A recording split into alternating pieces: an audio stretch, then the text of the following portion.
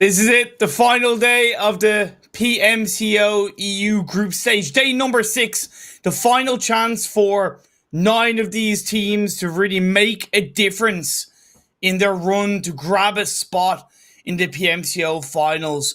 My name's Imperium with Zute. We've got a big day ahead of us.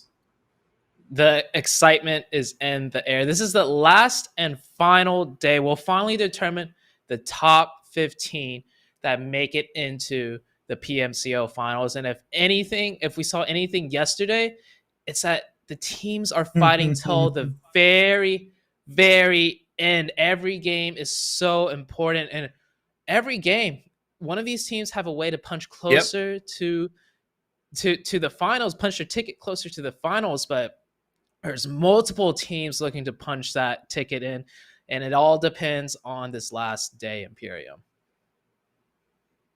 Look, it might sound cliche, it might sound dramatic, whatever, but to me, it's every single second, every single minute, every single game counts, every single point for all these teams fighting for that top 15 spot. Let's take a look real quick at the format of the PMCO, how it works, how we kind of started, where we're going on from there, what these teams are fighting for outside of the final spot.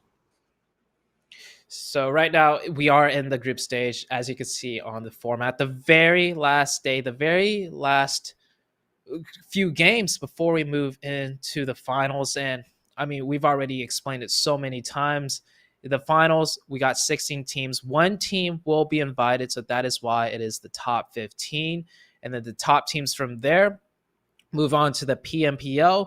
So even though this is the last day for PMCO qualifiers, we still have so many more days of competition leading into the PMPO. And then once we get into the PMPO, there's another week's worth of competition. And then the cherry on top, the PMGC. That is the ultimate goal that these teams are working towards the end of the year. Yeah, of course. It's definitely going to be exciting. A lot more to come across the board. Let's look at the points that these teams are going to, of course, be able to calculate to help themselves and what they're going to, of course, going to be fighting for in these 4 games. They're all elusive, and I really can't stress it. Across all of the 6 days we've had so far, or the 5 days coming into the final 6th day of the group stage, can't stress it enough. 15 points for first. 15 points. So many teams need these 15 points in every game, never mind just one game. Yeah, the 15 points, the chicken dinner, not just the points itself, the last, injection of adrenaline, the injection of morale boost could come in huge on this final day. And of course, the kill points. The kill points will definitely stack up. We've already seen it yesterday. So many teams are literally within points of each other, like 1, maybe 2 points. Some teams are even tied in points. So every single kill that you see come out on your screen for some of these teams today, it's going to matter. So let's move on to the money, though. Today, I mean, it's for the finals. This prize pool, I know, for the teams that make it. Or wait, hold on. Actually, I'm mistaken. 17th to 32nd all get $500 each. And so that just means everybody, no matter what happens at the end of the day, whoever gets eliminated, whoever makes it on, there's a small pot of gold, so to say, at the end of the rainbow. Of course, the bigger pot of gold is if you do qualify on through. You want to hit that top 15 today, but if you don't, you walk away with a little bit of cash. So that's something to feel good about. Yeah, it's not too bad at all. Let's look at the schedule for today's games. We know it, we love it, but once again, the weight of today, the weight of the fact that it is the final day of the group stage, just really puts so much pressure to Erangel, Sanhok, and Miramar in between. Boy, man, it's gonna count. It's all gonna count. I sound like a broken record, but yeah, it's 2 Erangel, Sanhok, Miramar. Who's gonna extract the most out of those games? We'll have to see. We always mention how we have two Erangels just because it's a very nice balanced map. It's a map that all the teams are very familiar with. But Yeah. yesterday, on the very first game of Erangel, it was the weirdest circle I've ever seen. It was more difficult to Yeah. play than a Sanhok hardship. That's how bad it was. So today, coming in, maybe we'll get four nice zones on all four maps to really give these teams all a fair chance at securing their spot. But last day shenanigans Imperium, I've always seen it happen, be it in the form of circles or be it in the form of some of the teams that, just don't have a chance to make it and they pull off something wild. They drop on a different team. Maybe there's bad blood. Who Yeah. knows? I mean, I've been in the Discord chat. There's tensions are running high between a lot of these teams. So this being the last day, hey, even if the circles aren't crazy, the teams might get a little bit wild here. Yeah, I think the right word you used there was shenanigans. We kind of saw a little bit yesterday with Seven Sins kind of dropping in Bachinki in the last game, that kind of thing, you know? And I know that there's a few of the teams at the top that, despite them, of course, maybe wanting to finish a group stage in first, they have absolutely zero stress on board. And as you already kind of alluded to, the teams at the bottom that have nothing to lose, what kind of upsets and that they cause? It's a mixed pot of emotions. Yeah, it's insane. But before we break things down a little bit deeper and go into some specifics, let's go to a quick break from our sponsors, Xiaomi.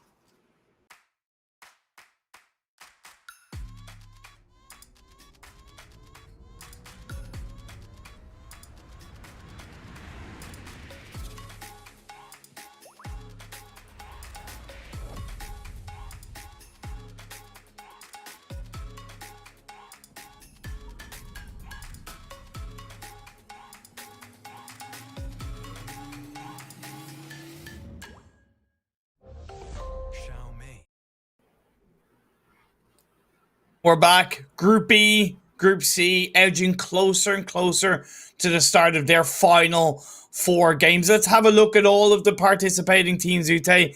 See who we're exactly looking at. Group D or Group B and Group D are the teams to focus. Oh, wait, sorry, not Group D. We have B and C. Okay, my eyes went a little bit wonky right there. Apologies for that. But Group B and C, these are the two teams to focus on. We have so many of the top teams playing today too. I'm looking at the likes of Mega Power, for Romanian boys. Like these are the teams that just pretty much already secured their ticket, and now they're just looking to put on a show pretty much for the rest of us. But there's a lot of these teams in here that have yet to break it through. I'm looking at the likes of, Defeaters, X Team, Sorry for Skill, Deuce Gaming, Red Moon, the list goes on. It is the make it or break it day for teams like those. Yeah, we kind of talked about how yesterday the teams were maybe some of the weaker teams in the PMCO group stage, and on the opposite end, we're looking at some of the strongest teams in the PMCO group stage lobby. So it's a matter of how many points can they suck away from the teams that need it, right? How many kills, how many placements, how many squad wipes can they take away from the teams that need every single opportunity to grab those points. So it's going to be pretty big indeed. Let's go to the overall standings. Let's paint the picture on what we're looking into on today's games. Of course, the Noisy Boys, they done fantastic yesterday. Got 162 points. Last fight in second, 133. But from there, it's where it starts to get a little bit more interesting. So we have FTY, four Romanian boys, and Mega Power, including La Familia playing today. Those four teams, they're pretty much already in. The one thing I want to take note of, though, is FTY, 4 Romanian boys, and Mega Power. If you take a look at their kill points, they're already coming in today at more than 50 kills. So these three teams, I'm worried for the rest of the lobby because of these three teams. These three teams are the Grim Reapers, the dream killers of the lobby, so to say, because they're frag Mm. heavy. Unlike the likes of La Familia, who, you could tell by their point spread between placement points and kill points, they're a bit more on the calm, reserve side. They won't really go out of their way to, take a fight with you. But there are three other big powerhouse teams today that the teams competing today really have to watch out for. Yeah, you're dead right. You're dead right. Of course, Shilin on the, hate to say, on the cusp of that kind of 90-point calculated cutoff point. Let's move on to the second page where the other teams are standing. We already know at the end of yesterday's games that Entropic are in the same situation as Shilin. Unfortunately, because Shilin have more chicken dinners and a better statistics, they do jump ahead automatically ahead of Shilin, so that could come into play. But man, the Feeders, X team, sorry for skill. Yes, right now the Feeders and X team are in 14th and 15th, right? But if they have a poor day and sorry for skill and 2 or 3 others jump ahead, they could be out of the PMCO group stage. They easily could be.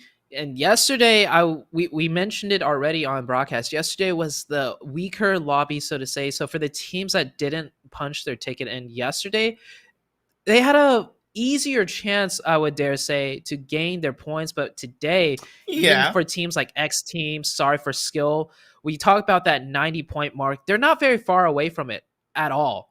But this being the last day and them having to deal with the likes of 4 Romanian boys, FTY, Mega Power, and even La Familia, that's a strong team. If those other 4 teams really pop off, I mean, we have 4 games, right? And if the alternation of pop-up games go between those 4, it could very much well mean the teams that look like they're very close to 90 already coming into today might not even get the points that they want. And from a mentality standpoint, at least, defeaters do feel kind of safe because they're on 79 points. They're 11 points ahead of X Team. So that cushion is for sure super beneficial. Never mind the fact that they are only 3 to 4 points away from overtaking 2 teams automatically that played yesterday. Right? So that's really beneficial for them.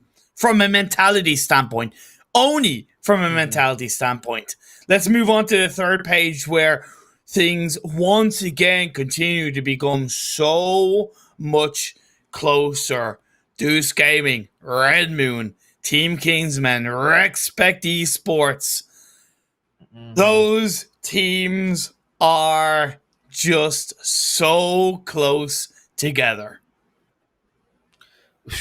61, 60, 60, 59. Like they're a stone's throw away, right next to each other. And by the end of the day, if the same consistency comes out of these 4 teams, meaning they get the similar amount of points that they average each day, that just means they're going to be right next to each other in terms of qualifying just as well. And not to even mention, let's say these teams all get close to that 90-point mark, right?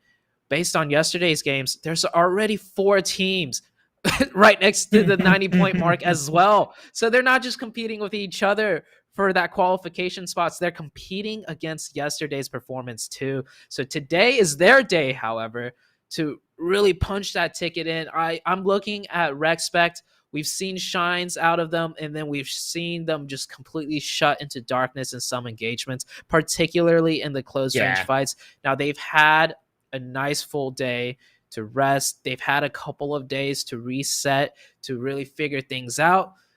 Today's the day, man. It's got to come in today. You're right about Rexpec. 35 kills, 24 placement points. It's quite obvious that they can pick teams off. But one team that I look at in amongst those four that has a pretty big advantage is Red Moon. Because if you're not familiar, viewers in chat, if you're not familiar, when two teams are on the same points, the team with the higher amount of chicken dinners will move ahead. Oh. If they both have the same amount of chicken dinners, it's a team with the higher amount of placement points. So Red Moon, in amongst those four teams, are in the biggest advantageous part of today's games. It's not much, of course, because you got 4 games, so much craziness around us. Anything can happen, but at least as of right now, coming into today's games, a tiny bit similar to the feeders, that mentality of them having that golden nugget chicken dinner on their side can be the reason why they qualify. We've seen it time and time again, right, Zute? Teams will qualify for PMCO Finals, for PMPL, by 1 to 2 points. Hell, we saw in the PMPL EU Spring Split, the team that qualified onto the EMEA Championship, the last team, had the same amount of points as 4th place, but they only got there because they had more chicken dinners. It's going to get that close. I'm willing to put money down on it that the 15th place qualification spot for today will come down to a tiebreaker. But let's not forget about the teams on the last page as we go and take a look at the 25th through 32nd teams competing today. New names at 49, Dallas Legion at 48. That 90-point mark we're talking about, they're about 30 points away or so. So that's 100% still doable for new names in Dallas just because they're in that 4th page. And yesterday we saw some of the teams that started out on the 4th page almost maybe making a shot in. We'll have to see at the end of today, but you can't count these teams out. MDC, Golden Sport, and etc. They have a way tougher time. So wish them the best of luck. Yeah, of course, Nunez and Dallas Legion are going to be the two teams I'm prioritizing and looking at and getting those 4 excellent games required. We're loading into the game. Lobbies coming together. The teams, the players, they're all ready. At least I hope they're ready. If they're not ready now, then they probably shouldn't have walked into PMCO Group Stage at this in this way, because to me, this is the moment that these teams should always be preparing for. Just like you can prepare on a fantastic Xiaomi Redmi Note 10 5G, you enjoy a super fast and lag-free experience on Xiaomi's powerful Redmi Note 10 5G, the wonderful sponsors of the PMCO EU West. Give or take, what kind of things are you expecting in this game one? Do you think we're going to see a little bit of aggressiveness from a couple of teams? Are you expecting a few of these teams to play passive? I know it's a little bit of a stereotypical question to ask, but I'm curious on your thoughts. I think we're gonna see one of the teams that are already in the front page, the Grim Reaper team. I feel like one of them is gonna flip that switch from the get-go and just go full aggressive. They want to put on a show. They want to make a name for themselves, and that's the best way to do it. But we'll head on to the playing path very soon. And then another team might end up playing passive to get their rotations in, like Etropics did yesterday. So let's head into the plane. Let's get this first match started for the day, and we'll see you on the battlefield. Good luck, of course, to every single one of these teams. A massive amount of love and respect for you all for fighting in this battlefield of PUBG Mobile and the PMCO. Just so much love and respect for all of you. But that playing path was definitely not the easiest to deal with. On the far western side of the map, going a little bit diagonally, it's going to be tough for the teams that want to drop in the east. The start of that playing path actually has a lot of loot options. I think that's why we see so many teams already opting to jump out. Many of these teams want to employ that jump early, loot early, rotate early strategy. True. It might get a little bit messy, but it seems like they are spreading out from each other. We see the feeders going up towards like the shooting range area to start off their split loot. Pachinki, of course, belongs to Mega Power. No team dare mess with them there. I mean, we saw one team, Seven Sins. They tried it once, and it was not a good. It was not good. It was not good show for them. And I think all the other teams, they watch that, so they're gonna leave them alone. Oh, we do have two teams though in North Georgetown that could get a little bit tricky, and the circle shift, complete opposite of the plane path. That throws a wrench into things. Okay. Massive wrench being thrown out there with that phase 1, completely opposite to the playing path. I would argue that to a certain extent it kind of makes things, I wouldn't say easier, but it's quite obvious that there's going to be a cluster of teams on the west, so you really have to be a little bit dynamic or on point with the timing of your rotations. Indeed, Fast Romania and New Names both dropping in the military base of the island. And more important for New Names to come out of that fight on top, because 4 good games would 110% put them big time in the running for the top 15 spot. However, Fast Romania, they've got nothing to lose, just everything to trying to continue to prove for themselves the last day of the PMCO EU.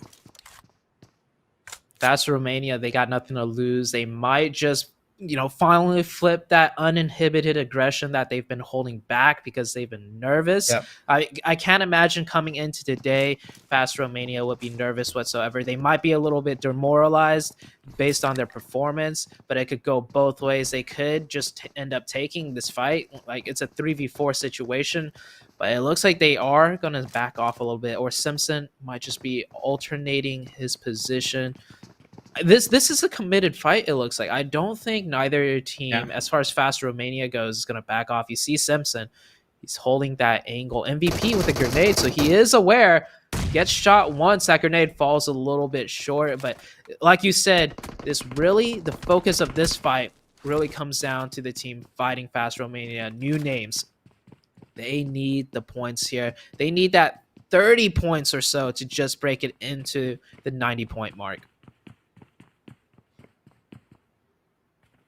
L covering the area. Hellboy pushing a little bit more forward. There's a decent spread from Fast Romania, because they have a few angles, although they're clearly quite heavily separated where they can kind of get picked off. I don't think Aladdin can do much for the time being. Vortex and Simpson are clearly quite closer together. To give it a little bit of context, by the way, on where a few of these other teams are currently located, Deuce have driven over to Lipovka, so they're already inside the circle and looting up. X team have Yasnaya all to themselves. You have Red Moon, they're in the Milta power region of the map, so they have an easier standing point into this phase 1, while MDC and FTY, they're hanging around the farm region. One team to keep an eye out for rotations, especially the first one, is that Mega Power team. I hope they're a team that recognize that, first initial hard shift way far opposite of the plane path, and they pick somewhere that's the strongest position in the central spot, because if they leave quick, they could easily get it. And you see teams still on your screen right now not able to rotate at all. Fast Romania, they're not really giving up on this fight. They're pressing in, and they're just holding the angles. They're forcing New Names to rotate out through the north side. One of them has managed to find a vehicle. I don't know what kind of vehicle it is. It looks like it's probably not a 4-seater, though, as he's already driving off, probably looking for a different car to pick up the rest of his teammates and head out.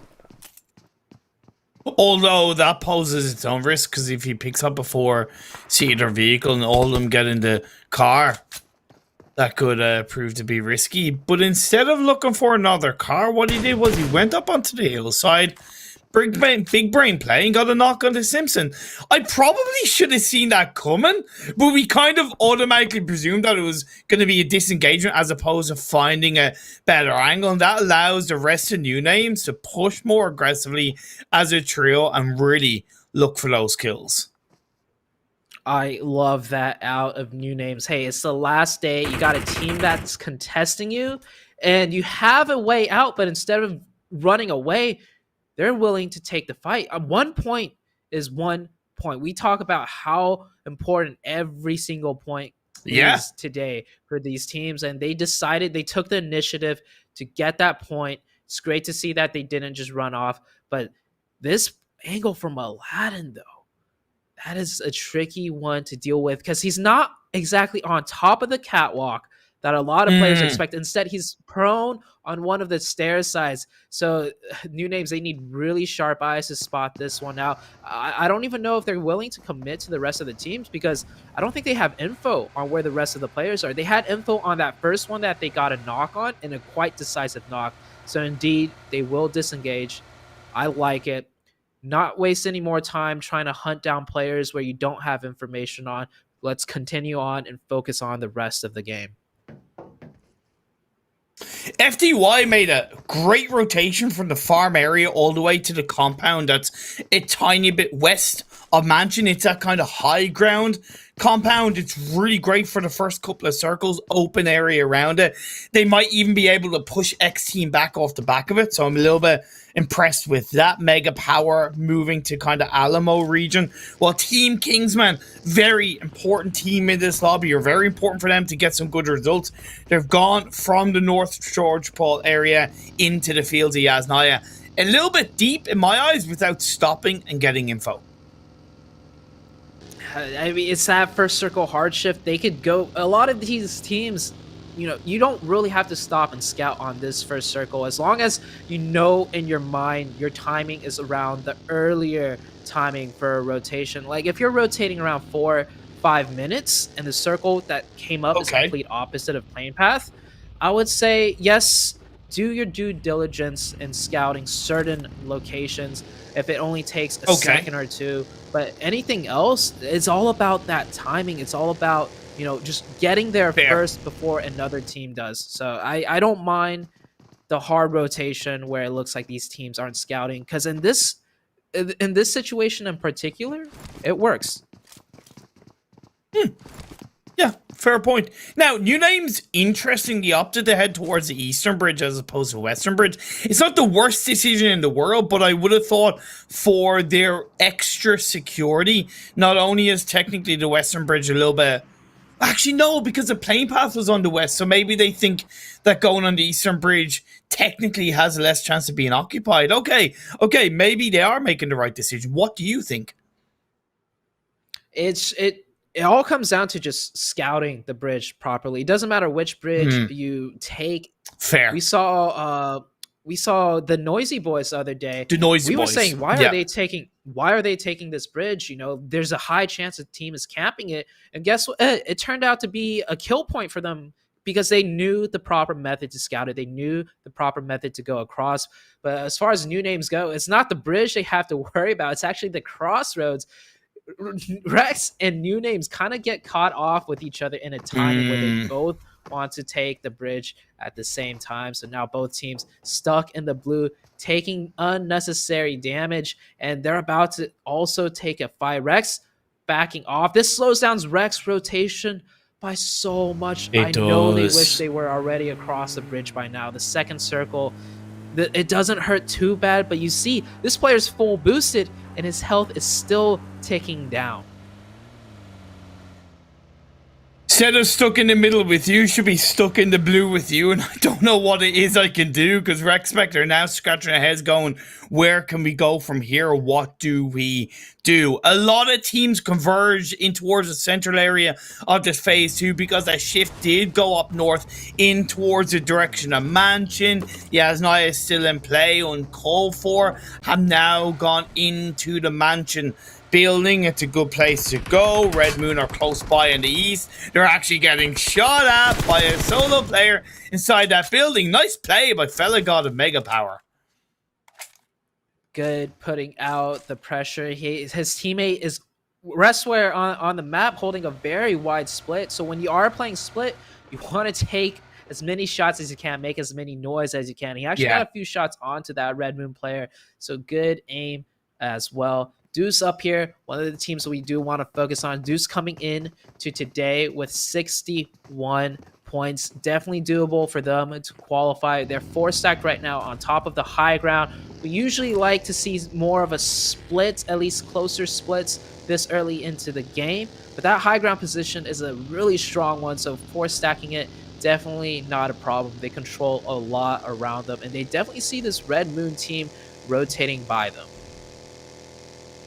Yeah, I was talking to Daddy on Discord and asking him, like, you know, are you confident about qualifying for the finals today? And he said, yes, 100%. Made some adjustments in the lineup. I believe we should be the strongest version of the team. And they just plan on playing the same way they did on the second day. And to be fair, their second day, their second 4 set of games were definitely more impressive than their first. So let's see how it works out for them while MDC gets a knock nicely done onto one of the La Familia players. The DP4X, one of the strongest long-range guns. I'd almost argue better than a bolt action. I've seen the DP drop players faster than somebody trying to aim for that headshot with a sniper. We have 3 teams all around here, but they're pretty much set up in their own respective spots. It's just going to be long-range knocks back and forth. La Familia holding that area down. It's more so on the edge, though, as we shift into the next circle. Now, Rex, they've managed to take that bridge across. They've managed to see new names have left. And what? I can't imagine a more perfect central.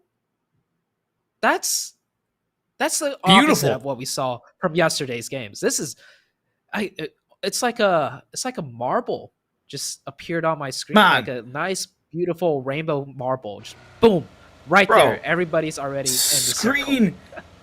Screenshot that circle and sell it as an NFT, and you'll sell it for a couple of $100,000, because that kind of circle shift is not very common at all. So beautifully relieving for a lot of these teams. Of course, that will, I believe, force that dam to break a little bit later into the game, right? It is, at the end of the day, going to delay the inevitable a little bit, as well as being possibly a little bit trickier for the teams that are moving into the circle a little bit later, such as Rexpect as well, because now they have to really be careful from the southern side, making their way up the mountain of this login area to find any kind of position on the southern edge of the circle.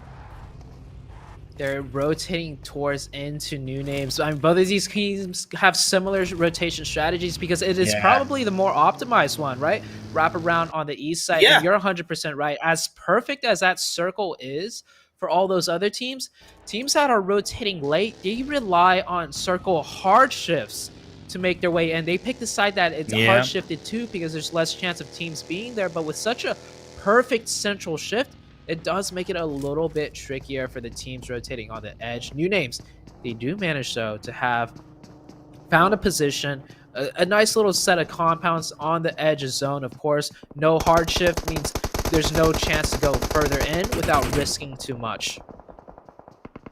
Dalshian, a neat team known for their late rotations into the circles, are victims of what we just talked about. A few of their players being knocked down by the feeders, another one by, I believe, one of the Red Moon players. So now they're down to 2, just Vasi and Simple left on board. And again, this is a team that are currently lying in 27th in the standings, 48 points on board. So they need a good 50. I would argue 50 plus points to massively secure their spot in the top 15. Not a good start for them, while Red Moon capitalizing, wrapping around. Red Moon were on the kind of southeastern edge of the circle, and now they're on the northwestern side. I gotta give them credit for a dynamic rotation in this phase 3. Trying to figure out whatever spot you could come into. Take your time. You're not getting central anytime soon on these circles. So find that edge position. You can work your way in. And this circle shift on the FTY, they are about to lay some metal out from on top of that high ground position. So many of these other teams, there's not much left to play in, and we see a crash happening out in the south right now between NDC and La Familia. Both teams heading in here at the same exact time. It's not even that good of a compound to hold on to, but it's certainly better than a lot of flatland terrain. Paki 98, don't know how he got on top of the roof of the building, but he's got there, wasted, gets a knock on board. MDC does have a player in the backline supporting him, so that could be of a benefit, but the fact that another player knocked down, make that a third, family, prove why they continue to be one of the strongest teams in the PMCO EU West lobby. Just that quick reaction, and I gotta give credit to MDC, to be fair, because they crashed pretty quickly. Just a better team won out. Yeah, the timing was there for both teams, but oh my god! Oh my god! Side of that, and not Rex. Oh no, Rex loses one player right here. You think he'll lose a third? Oh my god! I mean, a second in that 1v1. And MDC gets that thirst before La Familia could finish that out, and just like that, Rex. I can't blame them. This area is not in zone, and you would think all 4 members of that team went for that compound, but they held one back, and everything is starting to fall apart for Rex. No, I do blame them for that. You don't stop at a building and then try and move away without scouting that building. Whether it's a one player or a full team, you don't do that. That was a big F in my eyes for respect on the last day when you're trying to qualify for the PMCO Finals. They've got to be harsh. There's a time and a place for that. Definitely respect pulled a massive oof in my eyes. But we move on. Red Moon already down a player. They have another knock. New names are also in a bit of a similar situation. Fast Romania are down. 13 teams left. 46 players alive. New names down to just one, hiding behind that car. I don't even think it's quite in circle yet. And an FTY laying in the hurt. They only have actually 2 kills this early on from this position. Is pretty good. Notice how far the players are, the enemy players are. They're taking very long range shot. And woo, that DP.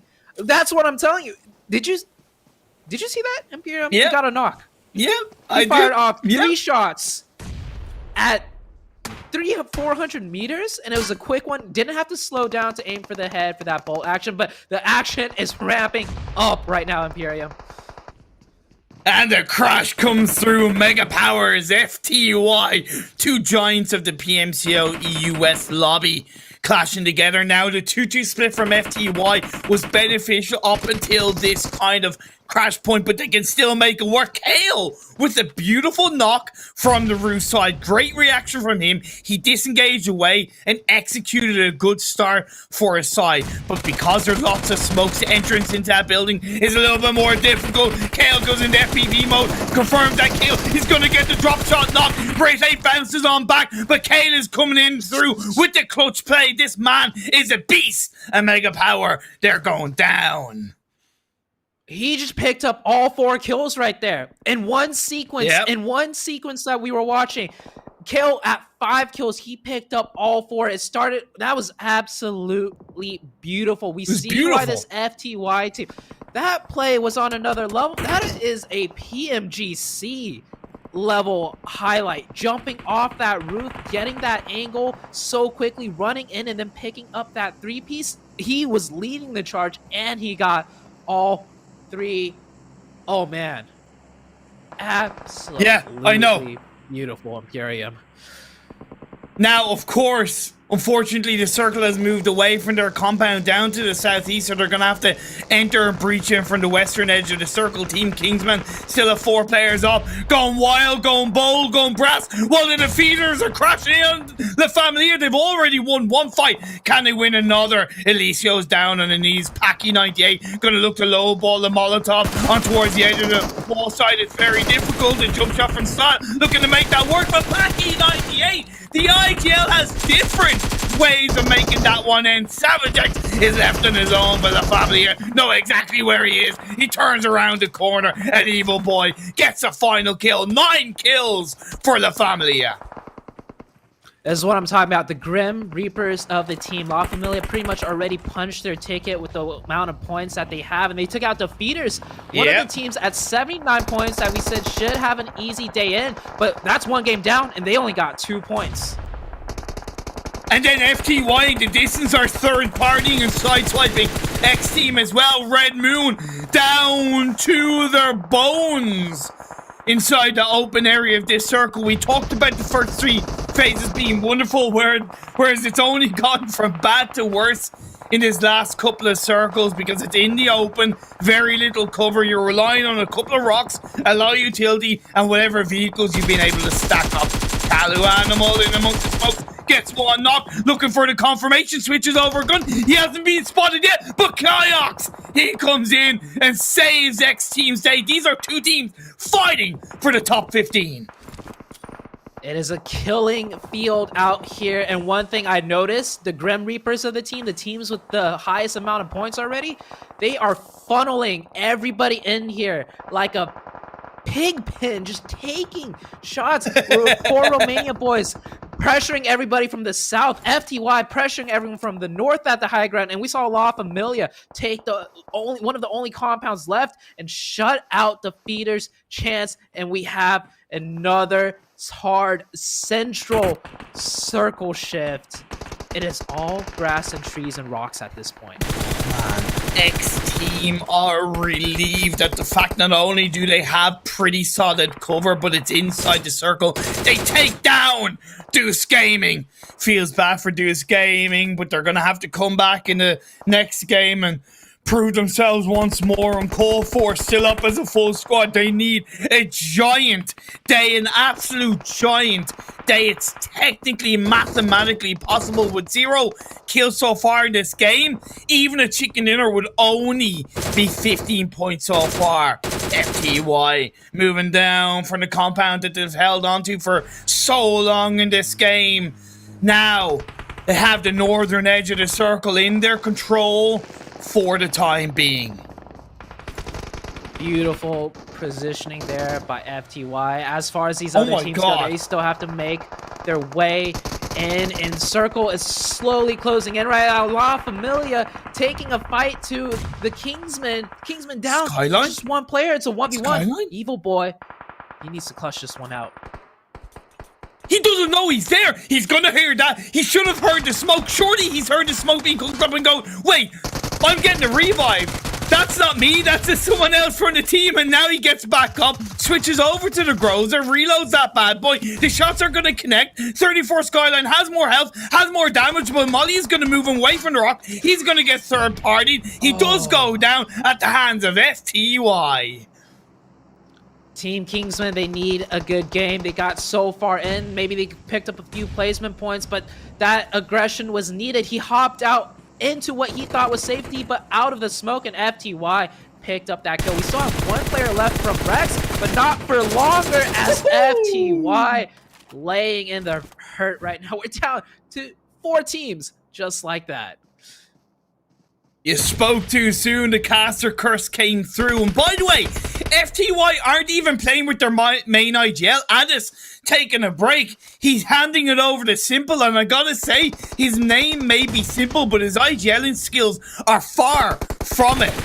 Uncalled for. Got 3 kills so far. They are putting pressure on FTY, but Biscay, a giant in the lobby as an individual player, is still alive. And just as I say that, he gets a knock into one of the uncalled for players. A little bit of low ground advantage is helping Biscay at this stage of the game as the next circle shifts up and moves away from both of these teams. Centralizes up.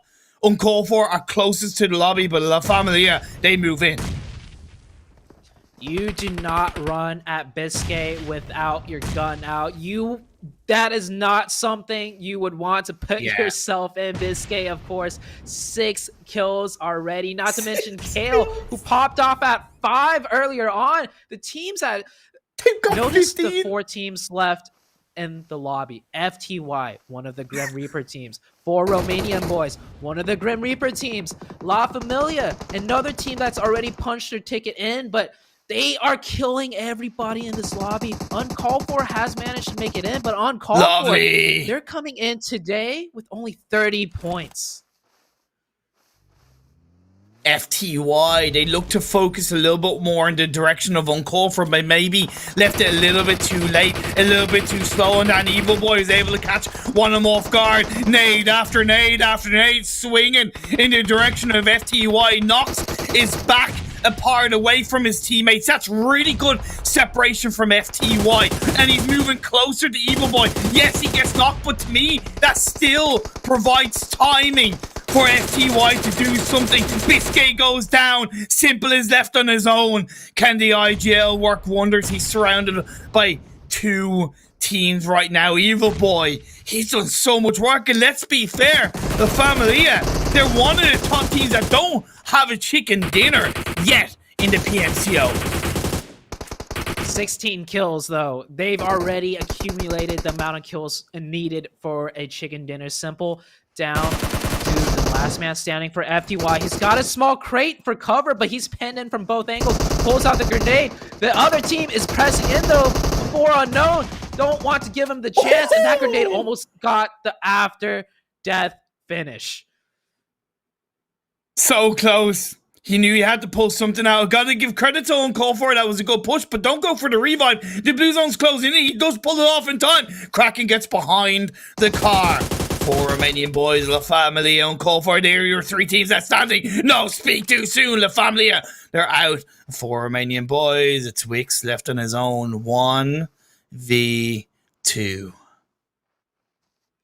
His name might be Wix, but let's see if he can pull off a John Wick impression and clutch out this 1v2 in style. He's got the disadvantage, I'd say, on the low ground. Easier to spot out a target prone on the low ground moving around, but can Chiquita and Kraken manage to spot him out? He's almost made it into circle. Once Wix makes it into circle, he's probably gonna most likely stop his movement, but there it goes.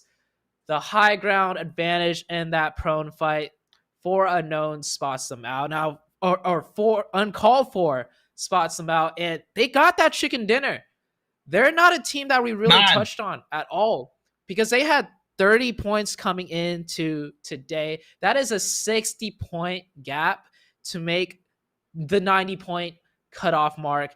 And so I don't think they're in the running still, even with that chicken dinner. But it's the teams that we count out that you don't know what they might do. And for them to pull a chicken dinner in this lobby, hey, congrats, man.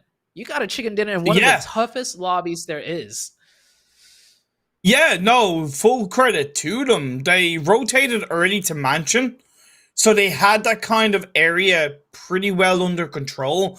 But I gotta give them credit. They adapted to these circles quite nicely. They didn't overstep their mark too much. They recognized that, look, we are surrounded by a lot of heavy-hitting teams, so we really need to thread that needle of trying to get kills while still staying alive. And the fact that they had 0 kills up until the kind of later stages of the game is credit to that. Let's have a look at the match rankings, because yes, Uncalled For did get the chicken dinner, and yes, Uncalled For have made a bit of a name for themselves in the standings. We gotta recognize that FTY and La Familia, 31 kills of the 64 players. Well, technically 56 if you kind of count, those 8 players are between those 2 teams. That is freaking insane. I couldn't have said it better myself at the start of the show. The Grim Reapers of the lobby. Yeah. And if you count themselves out, if my math is correct, that is half the lobby that they killed off. And let's not forget, Mega Power. That was one of the teams that clashed into the Titan team of FTY. Imagine if those 2 didn't clash and Mega Power came in from a different angle onto a different team that's really trying to fight for their points. There's a chance where Mega Power, FTY, La Familia, 4 Romanian boys, those are the last 4 teams. But let's take a look at which teams got the points that needed the points. We moved down to 5th place, X Team, with 8 points. That is pretty good right there. X Team, they came in today with 68. They got those 8. Yeah. So kudos to them. But let's move into the second page right now that you see on screen. And this is what I'm talking about. Barely any points to be had from these guys, because they were either killed off or there were no kills for them to be even had because the other teams took it away. 5 teams with 2 points. Red Moon, Defeater, Star for Skill, new names, MDC, all of them needed 10, 15 point games at least for this first game to, you know, be absolutely perfect. Defeaters are, yeah, they, let's be fair, they are massively less at risk, and they won't actually mind if the rest of the lobby are the kills from the rest of the lobby are, you know, absorbed by the likes of FTY, for Romanian boys, and La Familia, right? They won't actually mind once they get enough points to overtake the two block teams that aren't playing today, which are on 82 points. But this is where, like I said, we kind of have this rolling cutoff point. We said 90 is a cutoff point, roughly. It's a rolling cutoff because if this keeps happening, of the teams absorbing the points, we could see the two 82 point teams end up in the top 15. We could. That's the thing. It could be the case. I hope it's not, but that's a very realistic case at this stage. If the first game is anything to show, we might see it happen the rest of the games, where the top teams come in here and really just wipe out the rest of the lobby and soak up all the points, making it so much harder for the teams that really need the points today to make that 90 point. I mean, the Feeders, prime example, they came in today looking really comfortable at 79, but 2 points that game. They still got 3 chances, but if you think about it, if they get 2 points the next game, 3 points the next game, they're cutting it so close to 90 points. So let's head into that break. I can't wait to watch the rest of the games today. And next map, the next map is going to be good. We're going to move on to Sanhok after we come back from this break.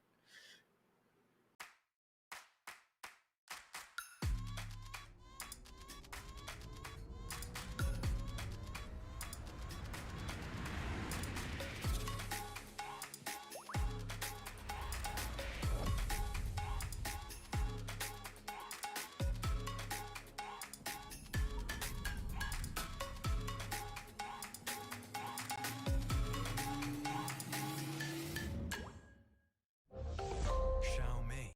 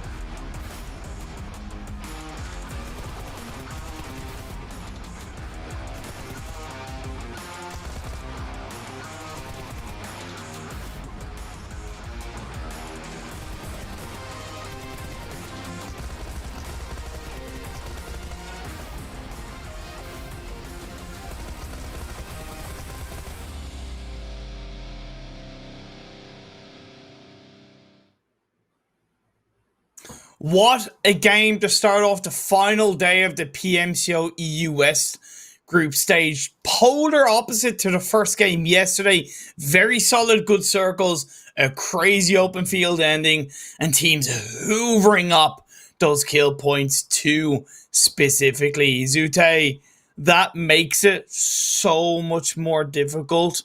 We can't stress it enough for the teams that are really trying to fight for that top 15 spot.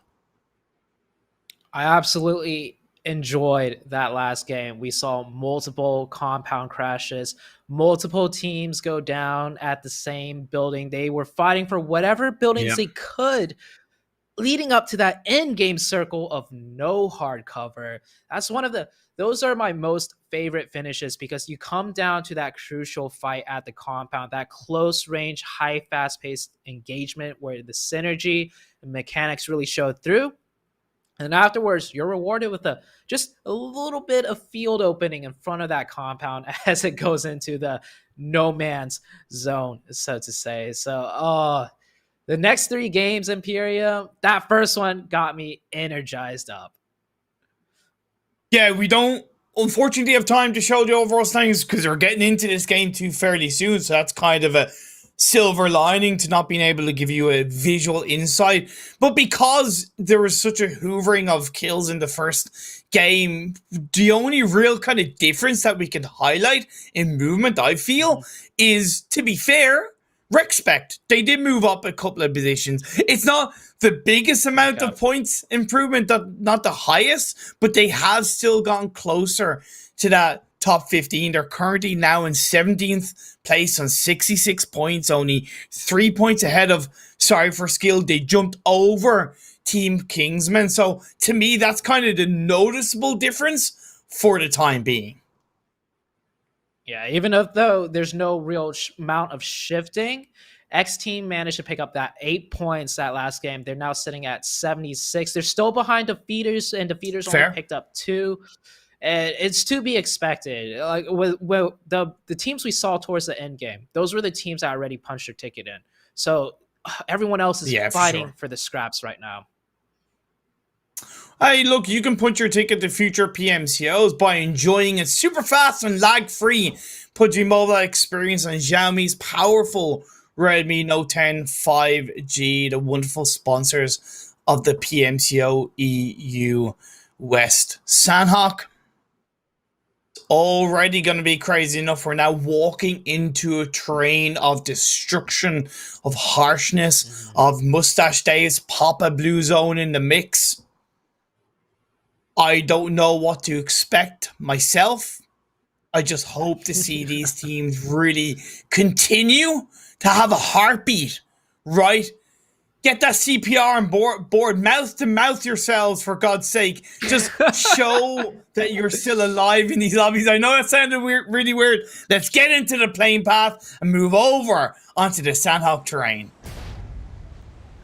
Oh, dude. Oh, we already got players jumping out of the plane. I love that mouth to mouth. That just made me think of self-revive yourself. Like, that's how tough it is right now out here, man. You get knocked, you go ahead and revive yourself because your teammates have enemies to deal with.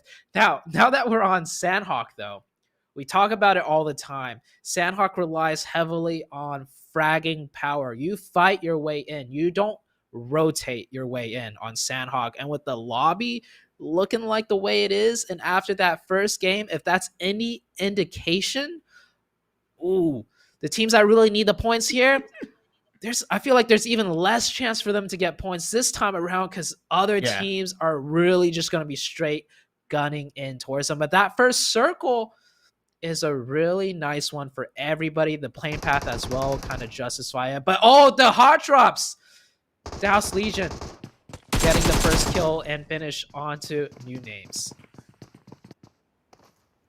Douse Legion, I kind of low-key want to count them out, but let's see what happens in this second game. On Ditati is knocked down, so technically it's a 3v3 because I can't see the revive happening anytime soon. DBS laid out. Douse Legion gets another knock on Daka, so that's incredibly valuable for the push. Savage switches over to the UMP. Another knock, another dance comes on board, and now there's just one player left. of new names. They didn't have a good game, but now ML switches over to the Uzi, gets a knock, plays around the building, now looks to go for the jump shotty, a pan knock on play, but that's going to be the last kill onto the players of new names. That's Legion keeping their dream alive. I love the decisiveness out of Simple. No ammo. He's got a pan. Yo, trade me, cover me. I'm gonna run in with that pan, and it worked. His teammate got the trade.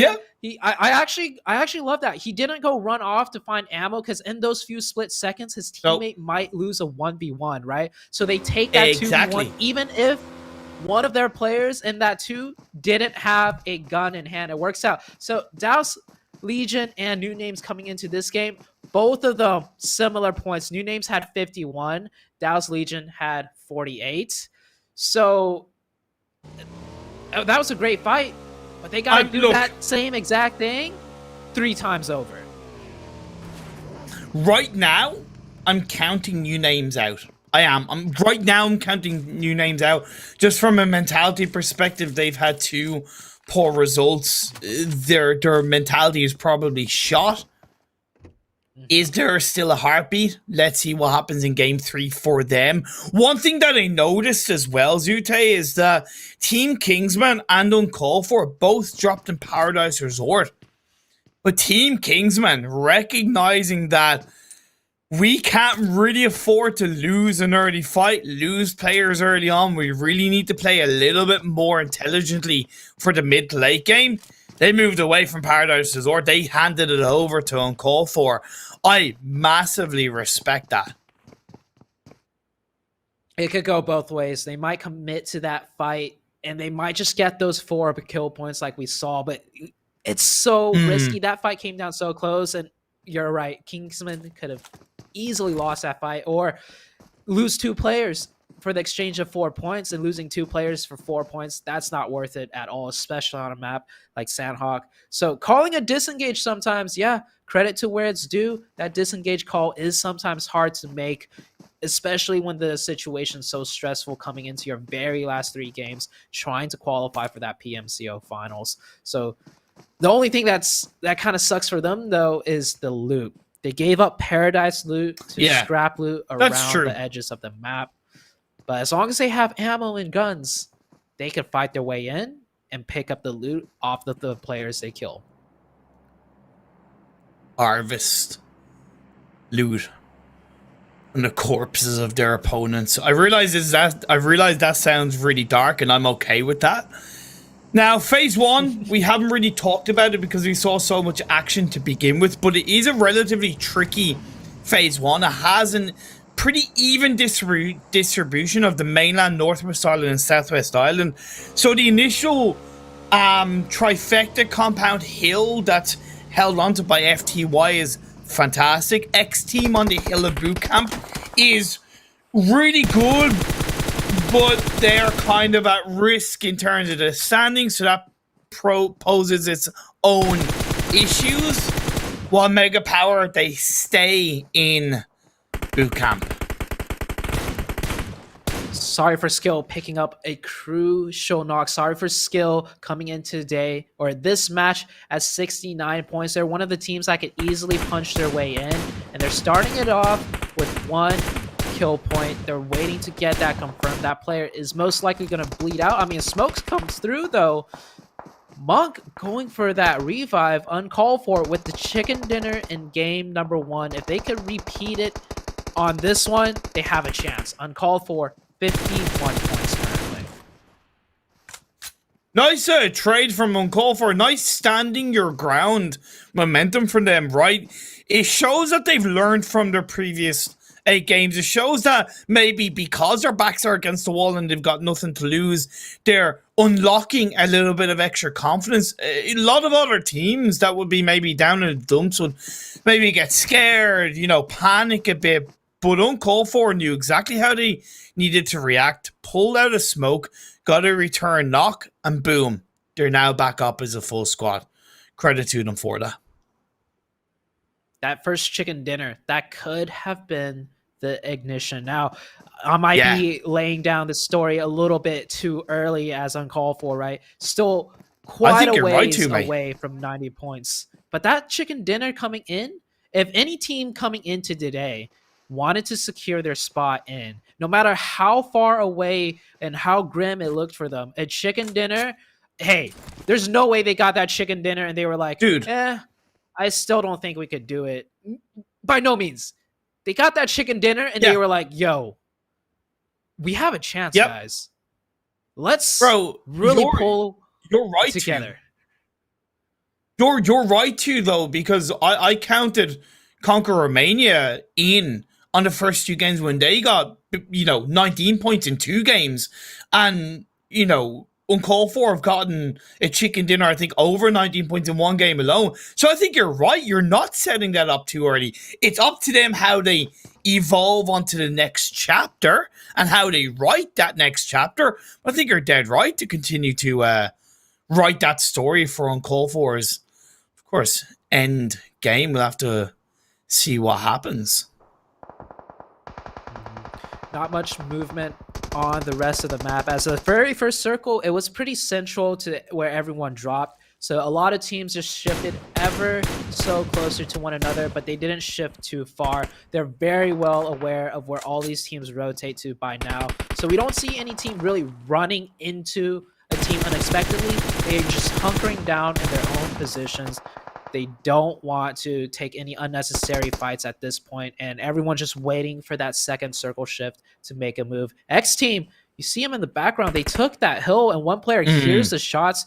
I love that. They're coming down. They're poking their nose in just ever so slightly to maybe pick up a kill steal or so, but Nightmare is still maintaining a safe distance away from the core engagement. I low-key think X team are too heavily separated. Depends on where this next circle shifts and how they react. Deuce Gaming coming into contact with La Familia. Hate to say it, but it's not exactly the team you want to come into contact with, and they're paying the price for that down the mountain of Sanhok. Another player is taken out. Deuce Gaming, they're down to 2 with Jesh being revived up by Slyke. Daddy said they think and he believes that it's the best version of their roster. I don't know. I'm inclined to disagree with what we've seen from them in the first 2 games. It might be the best version, but the best may not be enough for this lobby. I don't even know how they lost 2 players from that angle, from that fight with Olaf. Getting caught out, man. Usually usually from the high ground, if you get knocked, you don't get thirsted, but they lose 2 players in La Familia. That circle shift, they don't care about it. They're a team that's already made their way in, and this is what I'm talking about. They're going to hunt down teams. They're going to at least go for the opportunity to hunt down teams. If Deuce didn't engage and backpedal all the way back up to the mountain, they would have been pretty much finished by now, because La Familia, they poked their nose up there, decided, not worth the effort. I'm going to save my running legs for the other teams left on the map. So they disengage. But Deuce, down to 2, not looking good. Phase 2 did shift quite heavily to the east, so for the most part, majority on the mainland. It's going to benefit those teams that dropped around that region. Alicio, stay out of sight, out of mind, while Fast Romania push in. This is the eastern side of Quarry. Important that Whiskey really provides that back-end support along with Savage X to allow that revive to be laid out. It is indeed going to be pulling through Fast Romania compared to Game 1, starting as a full squad, which is definitely more than beneficial. Simpson pushing in. This is interesting, but he's on his own, and it's a bit risky. It is a bit risky. I like to see at least 2 more players from Fast Romania pushing. The opening knock, they had a way across the road, but Fast Romania just a little bit too slow, but it works out for Defeaters. Defeaters is the team that really wants to get any little amount of points right now. 81 points, 9 more to go to hit 90, but they want more than 90. So they did catch a little bit of a break because Fast Romania were too slow on that aggression. And if Fast Romania press this anymore and mess up, this could be 4 kill points for defeaters because they're not moving anywhere. They're going to stay here and hold this defense. Oh my god, Alicia, will you throw the nade or don't throw the nade? You know, you've cooked it up 3 times now. But this is where Fast Romania going for the call and a bit of a pre-nade cook from Alicia, and Style could be a bit of a difference maker. Savage X, Whiskey in the back line. This is good for Fast Romania. They go all 4 players across Simpson. Chunks a little bit of damage, and Molotov's looking to keep defeaters backed into a corner. M249 on board. Lovely nade in return from Style and Alicio together. I'm a little bit surprised that either Whiskey or Savage X aren't making the call to push forward, but maybe they're not confident about it. Pre-fire shot, lovely play by Black, catches him off guard. He gets taken down. That's fantastic. Keep 2 in the building, 2 outside the building, utilizing that extra level of vision. Defeaters right now, they're choking. They're choking. The 2 players in the back were holding the same angle. They did not come to support their teammates. Their teammates were throwing so many nades to stall for time, but the support did not come out. Now Fast Romania pushing in 1 by 1. Okay. That's a trade. It kind of resets. It's back to a 3. Oh, Fast Romania actually just down to 2. Defeaters can close this one out. What the hell, Simpson? Don't become like Homer. Don't create a dull moment. Vortex left on his own. Down to low health. And defeaters, let's be fair. Their fight was saved off the simple fact that Fast Romania threw that one. They threw it hard. I agree. I 100% agree. And defeaters, they did not play that one themselves out too well. No. I mean, I'm happy defeaters got 4 points, but if that was against any other team, even if they won that fight, it would have been more casualties. But the fight's not over. Respect. I agree. Heard all the commotion. They heard the elongated fight. The problem with Sanhok, when you take a fight, if it lasts for anywhere longer than 20 seconds, the closest team next to you is going to sniff that out and might set up on you. So it's not, they're not out of the woods yet for the defeaters. Yeah, for sure. Phase 3, once again, centered up towards the mainland, so a bit more of a relieving circle shift for a lot of these teams, and that's why Rexpect feel a little bit more comfortable focusing towards the defeaters. X-Team, Zombie, caught off guard. The Car 98, headshot, looks to be thrown in the direction of Red Moon, but doesn't really connect enough to get a knock by Gold Touch. Again, both of these teams are fighting for a top 15 spot. X team certainly in a safer spot, 76 points so far. They are holding on to that final spot, while Red Moon 20th overall in the standing, 62 points for them. They do have an all-elusive chicken dinner to their name, but it's not going to be enough if they don't rack up the points. Points matter. Every single point matters. The circle is slowly closing in as all these teams on the edge still have to make their way in. And FTY, they catch the backs of X-Team. X-Team had a decent game number 1. This Sanhok one, not as great as a start. They're down to 3, but at least you got 3 players in the zone in a compound, but that is the edge of zone. Unless they're hoping to get zone blessed, they still got to keep moving in. We'll see very shortly the next circle coming out any second now. And that's where you said it yourself. If you look for shots, if you look for any kind of engagement and you take those shots and you don't reposition or move within 20 seconds, teams are going to be hearing that around you. And FTY starting to hoover up the kills around them. X-Team tries to peek, but pays a price with a couple of bullets to the body. They're down to 2, and their hopes for a PMCO Finals spot are slipping away minute by minute, player by player. Beautiful shift on this phase 4 puts Sky for Skill in a fantastic spot, as well as Rexpect. Oh, FTY down range. That was so absolutely beautiful. La Familia getting pieced up. Now, of course, both of these teams, they're pretty comfortable in the standings. And to talk more about the circle shift, This is a really good circle for Respect and Sorry for Skill. Yep. They're both holding strong positions in that circle, and we're heading into the late game of Sanhok. If they could defend just this circle alone, that will put them very far ahead in terms of kill points and placement points. So let's see if they can manage that defense. So both of those teams, Respect, Sorry for Skill, 69 points and 66 points. So this Sanhok game is definitely favoring them when it comes to the circles. Boom. And it's opening up. Pappy gets a knock on one of the Red Moon players, a team that's around them. So if they can not only shut down Red Moon, they will of course get more points, but as well as being able to create a bigger gap against Red Moon. So it's really important that they continue to take that fight on board. 4 Romanian boys seem to be in a spot of bother themselves between the defeaters and I believe uncalled for, Team Kingsman.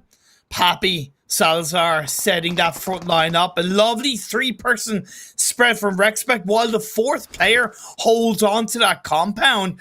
I really respect that anchorship from Respect. Mm-hmm. This is probably the proper way to play this defense on top of this hill. This hill position is one of the most difficult spots to hold in Sanhok just because you have pretty much 3 pathways up, 4 including the one from the compound. Now the compound player, the great thing about him is that players on the hill, if they get too pressured, they could back up into his line of sight and the enemy team pressing might not expect it. So even though he's kind of away from the fight, the teammates, if done correctly, could utilize them at the most crucial points. Deuce Gaming got taken out. It's the end of their journey in Sanhok. Once again, continues to make life so much more difficult for themselves with 2 more games left to go. The circle centers up. Sorry for a skill. They're not sorry with that shift. They're very happy. Respect that anchor ship is going to benefit them, but they still have to clear out the teams behind them. Red Moon could make their way up. Defeaters could make their way up, and if 2 teams head in that direction, it could create a bit of a third party against them. 4 Romanian boys heading into the vehicle, moving out of Quarry through the middle. Going to go into the open loving arms of the hillside held onto. Oh, don't know what happened. The Playboy, I think it was the play zone that took down Playboy. Bright still left alive. I love how he sacrificed himself for Bright, and Bright was ready. The second he went out of the car, he switched seats and took the wheel. And I want to see a YOLO rotation out of Bright. I mean, he's far away from zone. He's a single player. There's teams everywhere. Woo! Just drive it, send it on, and show us that fast and furious play right there. And he stops, takes a 1v1. Bright with the drop shot right there. Oh, he can win this fight. Oh, Rudy, that was huge. Holds the defense down. So important for him. Savage X gets knocked down as well. Respect roaring with us in this Sanhok game.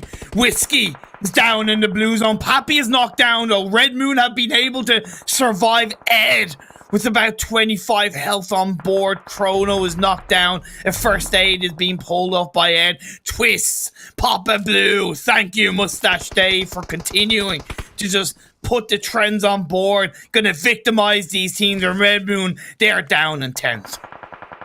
Respect beautifully played. I was thinking they would 4-stack in the buildings just because it's hard cover and they feel safer, but instead they dedicated 2-2 to clear out the sides. It could have gone either way, but they played it correctly, and now Respect has cleared off their side of the circle, which is crucial because the circle shift and went up north towards Sorry for Skill.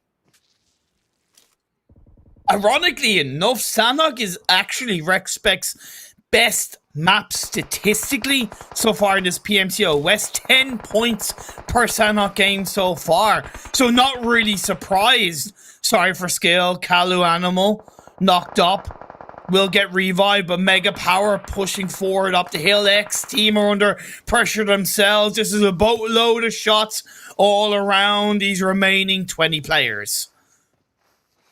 Logist creeping up ever so slowly. We already saw the util come out. I don't know if Mega Power has any more. They're going to need another one for that second knock. Sorry for skill, though. Also shooting at Lovely. teams further down the line of La Familia. Sorry for skill, looking so strong with this defense. If they hold this one out, this is going to be at least a 10-plus point game for them. Not freezing, recognizing that they have the safety of the rock, so they look in another direction and try and be proactive around it. You looked for the utility, 5 for a save for Rete. He hasn't been spotted on board. Gonna get 1, gonna get 2. CLW is the last victim. He gets the 3-piece. Rete just shuts down. Sorry for skills. Journey and Sanhok. Incredible solo play.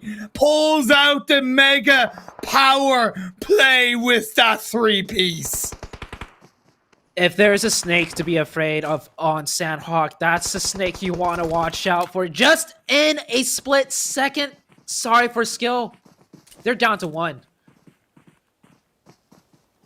Oh my god, and now that leaves uncalled for to push in. 1v1 at least Besso, the IGL, but he's gonna get taken down, uncalled for. 7 kills off the back of a chicken dinner in game, wander into the top 4, but they do still have some giants around the mega power. Respect. And the 4th team of X Team. Rete is knocked down. X Team. That's going to be the end of them. Zombie is eliminated. 3 teams left top. Uncalled for into the top 2. What a way for them to kick off the final 4 games. You couldn't ask for a dream start. And as they take down the last player of Mega Power, it's going to be a 1v1, but just a 3 in front of Bardo. Lovely nade throw now. Puts pressure onto Monk. Another one. Is he going to try and clean it up? But in my eyes, he needs to move around. Confirms the kill onto Kraken. And nade comes in. Bardo with the 1v2. Respect with the chicken dinner. Hashtag roar with us. Respect the beautiful nades. Them clearing out their side of the circle earlier came in huge. They lost so many players fighting into that new circle. If they had to deal with players behind, they were done for. Yeah. So they set themselves up beautifully for that chicken dinner. And I love that fact you threw in there during the fights. Sanhok was their best map. And to do it, Sanhok of all maps, to consistently show out, they've got their Sanhok figured out. And that player that clutched the game, he's got his throwing arm down too. That was beautiful nades. Respect. This is it, man. You got 2 more games left to go. You guys are looking strong. We have to highlight uncalled for. 2 games now. A chicken dinner and a 2nd place. A team that started today down in 30th on a total of 30 points, an average point of 3.75 per game. And they come into their final 4 games and unleash hell onto the lobby. You said at the start of this game, am I writing this story? Am I telling this story too soon? I said, no, you're not. It's up to them to write the next chapter. Well, they've continued. The chapter moves on. The story builds. The evolution of uncalled for final day of the PMCO EU West is certainly alive. Yeah, they wrote the next chapter, but everyone enjoys a great trilogy. So next game, if they get that 3rd one down, let's move into the match rankings. Let's take a look at where uncalled for stands. Let's take a look at how far Respect has boosted themselves up. Let's get a better idea of what is going on now. So uncalled for coming in 2nd. Of course, Respect with that great chicken dinner. Unfortunate for uncalled for not getting that chicken dinner, but if they did, that's 4 points difference. They would have got that 1 extra kill point and 3 more placement points. So I don't hope they're too demoralized because we need to get into the nitty gritty of things. No, they're not going to be. 4 points. Yeah, 4 points difference. We say every point matters, but to have a chicken dinner in the first game and a 20-point game in the 2nd game, I think they might have got more points in the chicken dinner in the first game. I'd have to rewind that back, but 8 kill points. They got 21 points in the first game and 20 points in this game. Hey, 1 point shy of a chicken dinner game. Nothing to be sad about. Let's move on down though. Mega Power. That snake play. That was, my heart goes out for. Sorry for skill. Like it's if they watch that back on broadcast, I can imagine their heart literally sinking at how that game got pulled right out under them by that one snake. We saw them, look to the south on top of that hill. They were being wary of multiple sides, but they forgot about that north side for a split second, and it dearly cost them. And before I let you go, another team that stands out, X Team, 8 points the first game, 14 points the second game. They didn't have the spotlight of a chicken dinner, but they're getting that spotlight now in terms of consistency. They are clawing their way up there. Great show out for all of these teams. Defeaters also getting 77 points isn't a bad thing. Team Kingsman probably needed more points than 9, I'll tell you that much. Let's move on to the second page and see what teams are looking a little bit worse for where. Not worried about La Familia, FTY, even MDC. Red Moon only getting 1 point. It doesn't matter if they have that one chicken dinner that I talked about at the start of the broadcast. When they're only getting 1 point in these games, it's not looking good. Same with Deuce Gaming and New Names.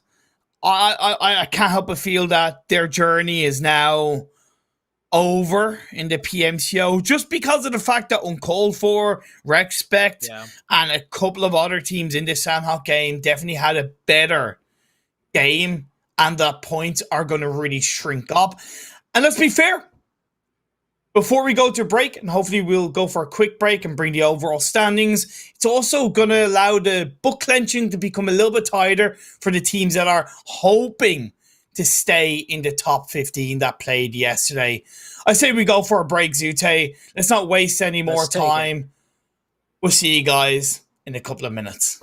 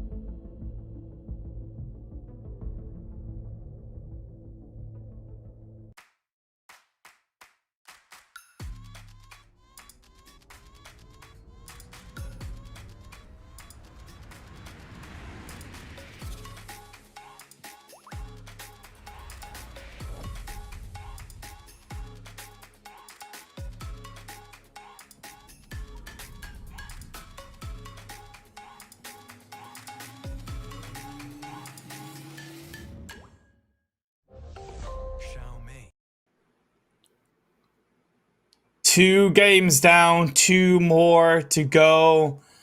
Starts to get more and more intense. Zute, let's just throw it straight to the overall standings. We didn't see it at the end of game 1. We have a little bit to touch upon. A lot of teams feeling the heat, feeling the burn between those that are playing today and those that haven't. And of course, a few teams are very, very relieved at what happened in that last game. So yeah, we got the first page right here. Nothing really too much to note besides 8th place Chi-Lin at 92. Now, when we move on to the second page, remember 8th place on the first page is only 92 points, because once we go on to the second page right now, you're about to see just how clustered the points are. From 9th down to 16th is a 10-point difference, Imperium. Yeah.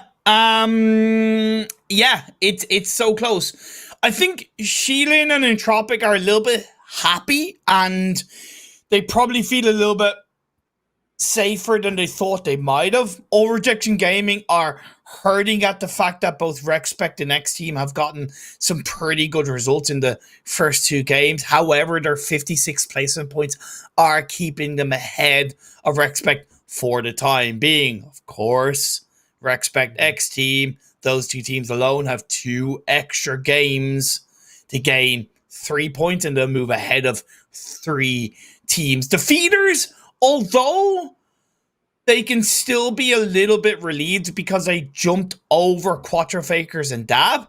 As we move on to page 3, they're not exactly super far ahead of Sorry for Skill. That's only 10 points.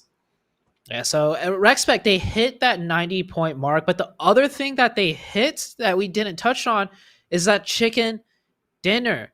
Not just the points in the chicken dinner, but the tiebreaker potential for having a chicken dinner really might come into play.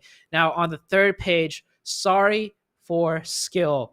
Boy, do I feel sorry for you, because that last Sanhok match, they had it. They were one of the few teams left with 4 players alive. They had the high ground position, and it was all taken away from them from Mega Power. So they're sitting on the third page at 78, and I can't help but to feel the what ifs, man. The what ifs.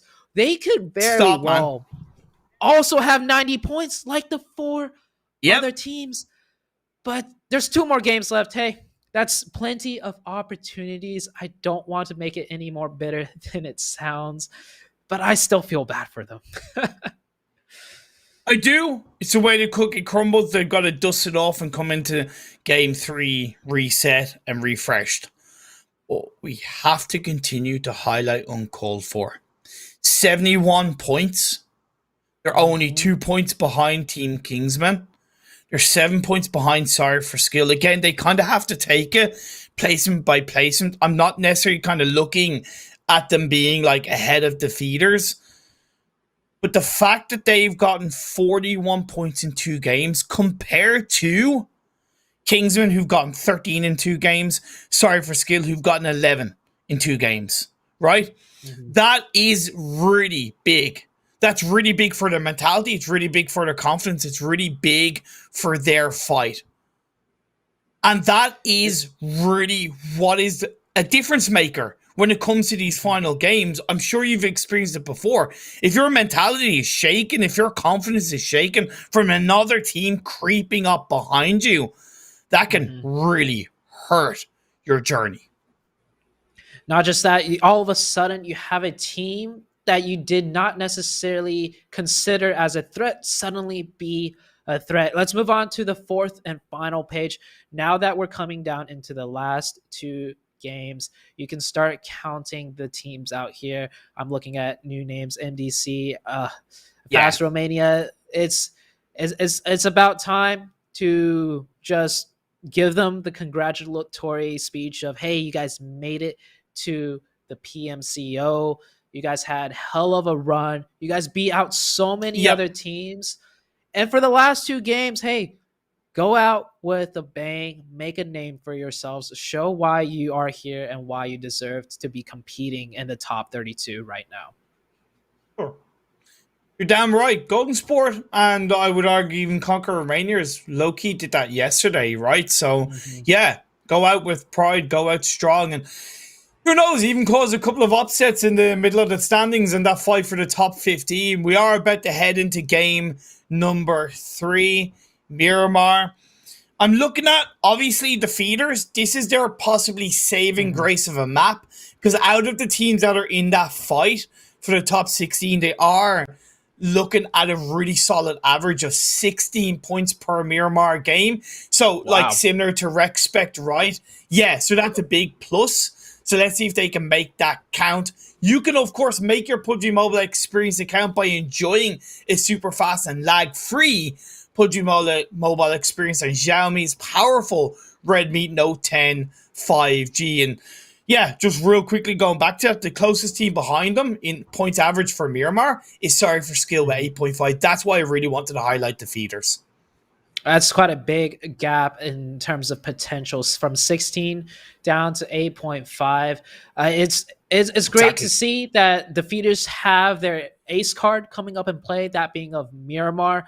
But the circle shifts, you never know what might happen. And I can't wait to get into this game. Imperium Miramar, the highest skill cap map in one of the toughest lobbies, coming into the second to last game of the day. So much is riding on this map result. So let's head into the plane. Let's get this show started. Let's see what happens. All 64 players, well, 63. This is your captain speaking. We have a wonderful plane path starting at the northern side of the map, overlooking the beautiful oasis of Miramar, and we're heading down in the direction past the eastern side of Los Leones. It's a pretty good plane path, a little bit to the east, but I guarantee you most of these teams will not be complaining. There is one team complaining, though, and I feel like Imperium, I feel like we kind of cast a curse them because we hype them up so much. You mentioned at the very start, welcome all 64 players, correction, 63. The one missing player that didn't get into the Uber on time to make it to the airport to get on the plane is 4 unknown. So they're going to be starting off this one with only 3 players. Or uncalled for, not 4 unknown. I keep getting that mixed up. My apologies. I see their team acronym 4UN. I know, right, man? So it's thrown me off at least 2 times. But I hope they don't get thrown off too much by being down a person, because they had such stellar performances. I'm really rooting for them on this one. And that first circle, it does favor them. It's more towards the north. They dropped out in the north. If there's one team I ever want to see get circle blessed all throughout the match, it would be this team right now. Sorry for Skill, Red Moon, dropping by to each other. It is right now a 3v2 in the favor of Sorry for Skill, so that's a positive thing. And even the players of Red Moon, I don't believe they've even been able to loot because Sorry for Skill got there first. So they're going to scramble to try and disengage away little by little, Kronos and Chrono. With Ed in the back line. Ed is definitely going to be the one that's probably going to save Red Moon's chances of keeping these players alive. They did pick up a couple of guns, to be fair, seeing Ump in the hands of Chrono behind the wall. And even Kronos is heading towards Kalu Animal. That's really beneficial because that's actually going to distract the players of Sorry for Skill a little bit. Oh, the pre-fire lined up on the headshot level. That comes out with the first knock, but Chrono, he does get traded. You were talking about Ed. I mean, we just started the game. Chances are Ed does not have a scope. He does not even have the lines of support. Fair. So Red Moon right here just getting picked apart. And this is great for Sorry for Skill. They had a little bit of a mishap on that Sanhok game last game. But at least they're starting off. Oh, wait, hold on. They lost a player. I must have missed that, but they're down to 3. They pick up a kill point, but They start this match it's off fine. with 3 players. Yeah, of course, not an ideal trade, and I kind of didn't quite recognize that they'd lost a player too. I think it was the fact that Besso got the knock and the player Chrono that was in the front line maybe got the confirmation, or the other way around. But yeah, of course, that leaves Surfer Skill down to 3. Red Moon disengaged away, and I think that was the best that they could have asked for. While Mega Power not quite dropping fully in Picado, have MDC close by, or at least they dropped there, got a couple of vehicles, and instantly shifted a bit to the western side of that massive center compound of this map, and looking to punish MDC. Mega Power going straight aggression mode. They looted that center of Picado, saw a few parachutes drop further away, got that car, and it's just taking the fight straight to them. They do not care about the circle at all. They see enemy players, they want the kill points. Now, MDC are a bit spaced out, so it is kind of slowing down Mega Power's push. They're trying to figure out just how to do it, but I'm not too worried about Mega Power or MDC for that matter, because MDC, one of the teams really far towards the bottom. The most they can hope for is to just make a name of themselves at this point. Defeaters still looting up Impala for the time being. 4 Romanian boys holding on to the western side. Lost Leon is not quite in the circle. Red Moon, we saw them move away from Sorry for Skill, the family in the graveyard area. Rexpect, 2-2 split on the north eastern edge of the circle. They have plenty of space in front of them for the time being.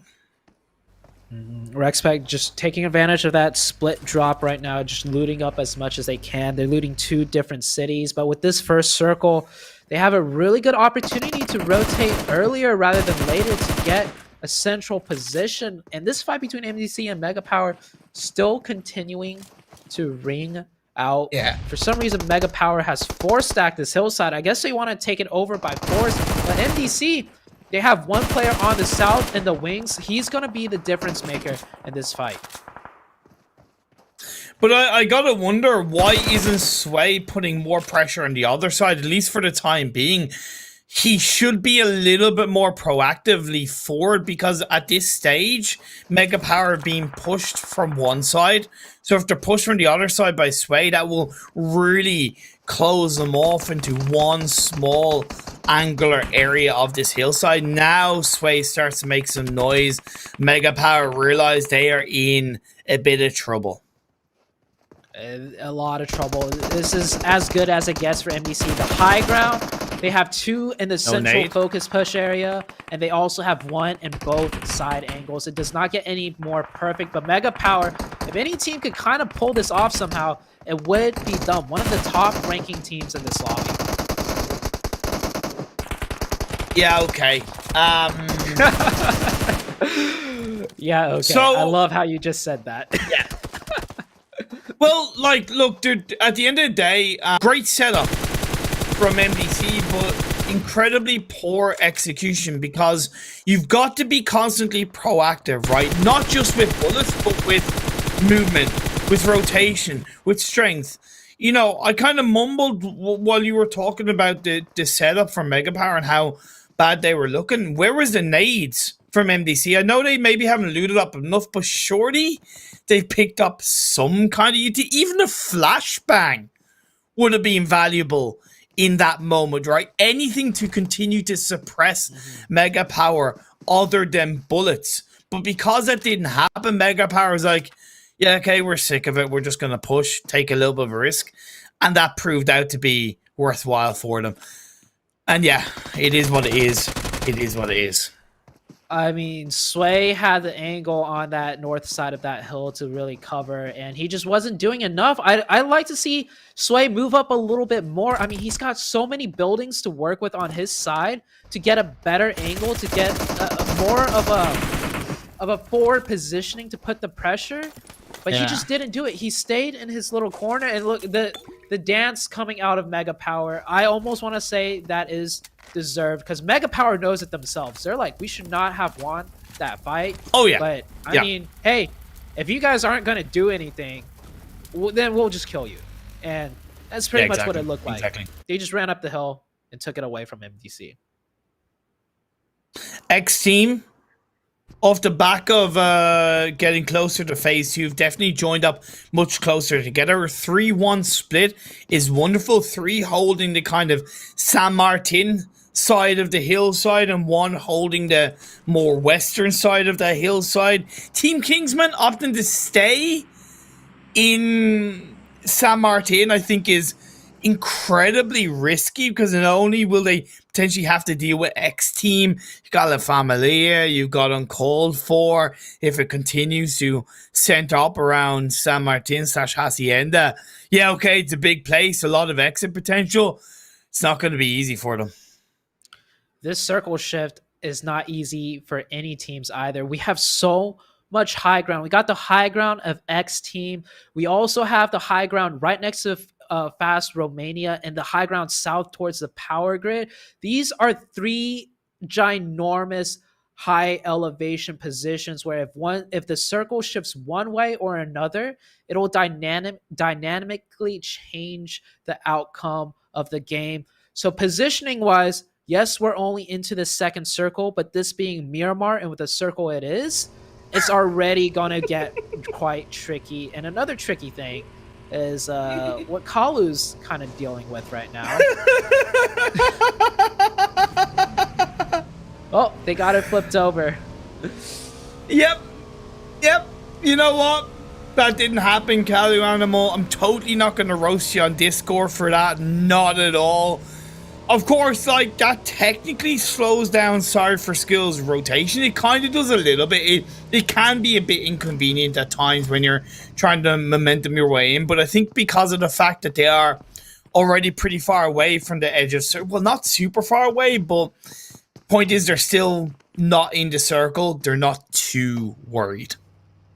Yeah, that rotation just slows down a bit more, but it was already going to be a slow rotation from the get-go. They had that early fight. They lost a player early on, so now they're just prioritizing some loot, because prioritizing a rotation at that point is just, it would be completely pointless. Now, La Familia, they were on that high ground south of San Martin, on top of one of the mountains, and they actually moved down in front of the Kingsmen. Now, the Kingsmen, I understand to a degree why they stayed in San Martin in the first circle, but why in that position? If you're going to stay in San Martin, you need to be staying on the edge side, so you have that exit strategy, you have that exit rotation on the next circle shift, but instead, La Familia just cut right in front of you, and now you're at the whims of La Familia, and when they want to move is when you get to move.